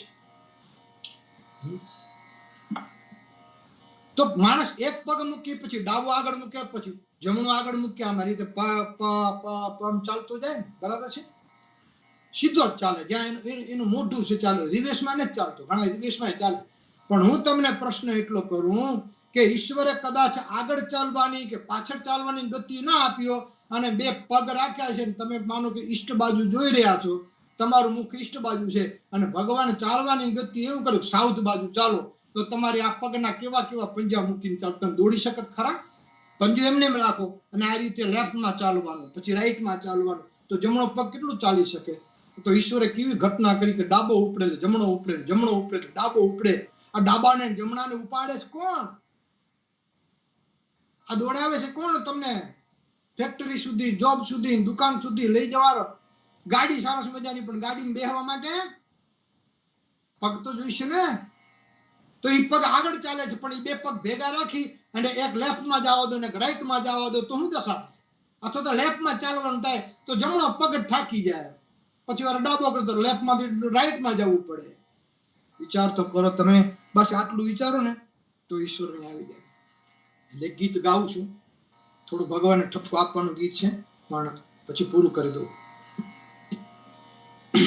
સુર થોડો બદલાઈ ગયો છે મારો, પણ છતાં કોશિશ કરું છું. जिंदगी देने वाले सुन, तेरी दुनिया से जी भर गया. जिंदगी देने वाले सुन, तेरी दुनिया से जी भर गया. मैं यहाँ जीते जी मर गया. जिंदगी देने वाले सुन, तेरी दुनिया से दिल भर गया. जिंदगी देने वाले सुन, तेरी दुनिया से जी भर गया. मैं यहाँ जीते जी मर गया. जिंदगी देने वाले सुन, तेरी दुनिया से दिल भर गया. मैं यहाँ जीते जी मर गया. जिंदगी देने वाले सुन. रात कटती नहीं, दिन गुजरता नहीं. रात कटती नहीं, दिन गुजरता नहीं. जख्म ऐसा दिया है कि भरता नहीं. जख्म ऐसा दिया है कि भरता नहीं. आंख वीरान है, दिल परेशान है. आंख वीरान है, दिल परेशान है. गम का सामान नहीं, देख जादू कोई कर गया. जिंदगी देने वाले सुन, तेरी दुनिया से जी भर गया. मैं यहाँ जीते जी मर गया. जिंदगी देने वाले, तेरी दुनिया से जी भर गया. કેવી સરસ મજાની દુનિયા આપી, કેવું સરસ આપણે આ શરીર આપ્યું છે. બસ એને ઓળખવાનું છે. આ માટલું જો એમાં ઓળખી જાય તો તેમાં આ શરીર માટલામાં કાં તો ધન ભરો, ધન એટલે જ્ઞાન, કાંમાં વૈરાગ ભરો, કાંમાં સત્સંગ ને ભક્તિ ભરો. નિર્મલ ભક્તિ જેવું જળ ભરો તો આપણું જીવન સાર્થક બને. સંસાર રૂપી ચાકરામાં ઈશ્વરે માનવ રૂપી પુતળું બનાવ્યું તો એ ઘડનારો રાજી થાય. સતકર સાહેબ, શ્રીમદ કરુણા સાગર મહારાજ કી જય, કૈવલ ધામ કી જય. શ્રી અવિચલદાસજી મહારાજ કે એક સૂચના આપું છું. ગુરુવારના પૂનમ છે, વૈશાખ સુદ પૂનમ ગુરુવારના છે, પણ આપણા મંદિરમાં જે અખંડ ધૂન, કૈવલ અખંડ ધૂન જે બોલાય છે એ શનિવારના સવારે 9 થી 1 PM, શનિવારના સવારે 9 થી 1 PM ધૂન રાખેલ છે. આપ ઓનલાઈન જ્યાં બોલો ત્યાં જે રીતે આપને અનુકૂળતા, જે રાધિકાબેન જે રીતે આપને સજેશન આપે રીતે ધૂન તો બોલું સારું જ કહેવાય. જપ યજ્ઞ નામ જપ યજ્ઞ અસ્મિ, જપ એ શ્રેષ્ઠ યજ્ઞ છે. શ્રીમદ કરુણા સાગર મહારાજ કી જય, કેવળ ધામ કી જય. શ્રી અવિચલદાસજી મહારાજ કી જય. સત્ય સાહેબ.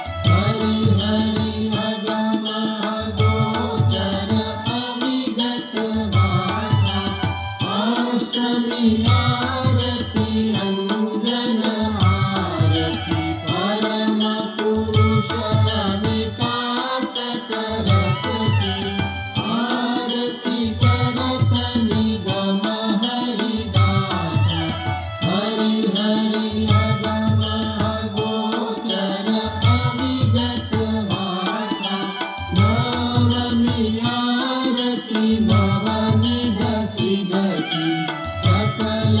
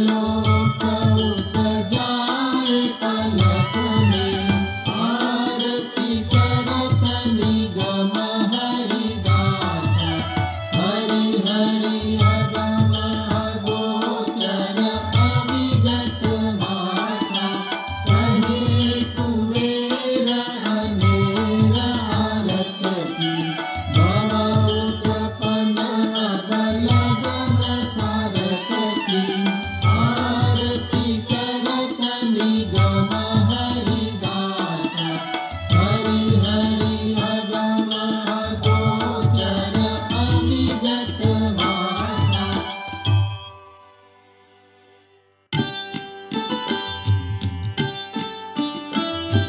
सस्वयंग सदपदंग सर्वमोक्षदायकं,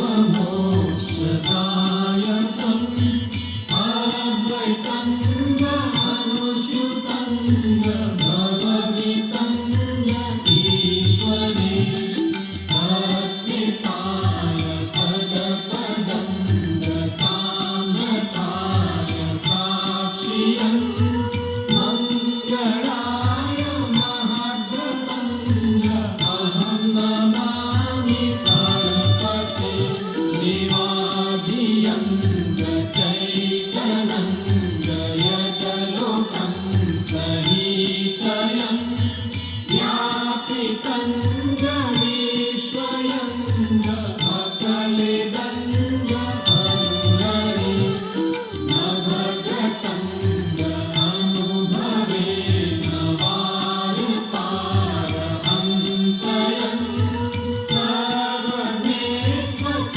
सर्वमेश्वरचन्दनंग जय जय श्री कुबेर कैवलम्। आद्य सकृत स्वराज करुणेश कैवल करता की जय, श्री कृष्ण स्वामी महाराज की जय, परम गुरु श्रीमद करुणा सागर महाराज की जय, द्वितीय कुबेराचार्य श्री नारायणदास जी महाराज की जय, तृतीय कुबेराचार्य श्री बलदेवदास जी महाराज की जय, चतुर्थ कुबेराचार्य श्री भगवान दास जी महाराज की जय, पंचम कुबेराचार्य श्री प्रयागदास जी महाराज की जय, षष्ठम कुबेराचार्य श्री शीतलदास जी महाराज की जय, सप्तम कुबेराचार्य श्री अविचल दास जी महाराज की जय, श्री सब संतन की जय, श्री सब देवन की जय, श्री ज्ञान संप्रदाय की जय, श्री गुरु गादी सारसापुरी की जय, श्री कैवल धाम की जय। संध्या आरती पूर्णावर्ती का सत कैवल साहेब।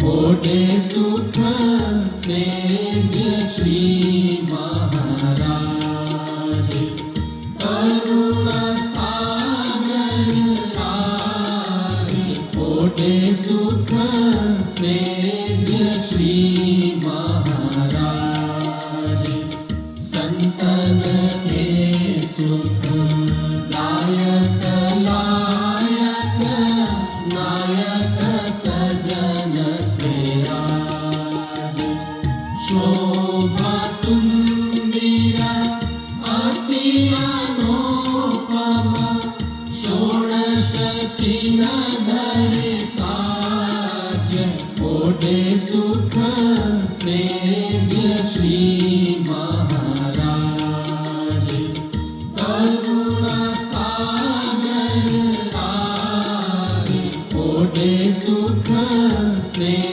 जय श्री महाराज, कला खटदश विभूति पूरण, परम गुरु जग काज, लाए लक्ष अलौकिक अनुभव, सुरगति नाही समाज, कोटे सुख से जय श्री महाराज, करुणा सागर राज, कोटे सुख से जय श्री महाराज, नवघन श्याम स्वरूप स्वामी, दानी कहत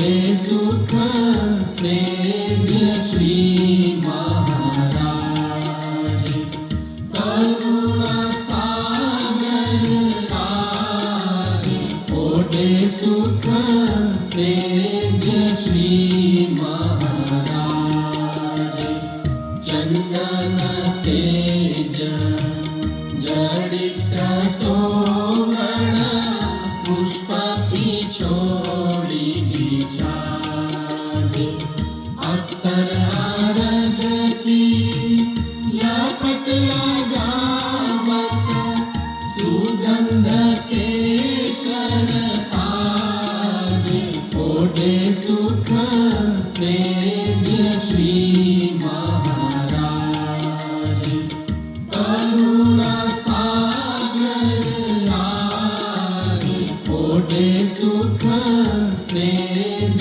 श्री महाराज सेवा करन सब सूर आए संत सजन को समाज आनंद को अति होत को लाभन हरते गरीब नवाज ओढ़े सुख सेज श्री महाराज करुणा सागर राज ओढ़े सुख सेज श्री महाराज श्रीमत कुबेर सब दास को दल देखी उचरे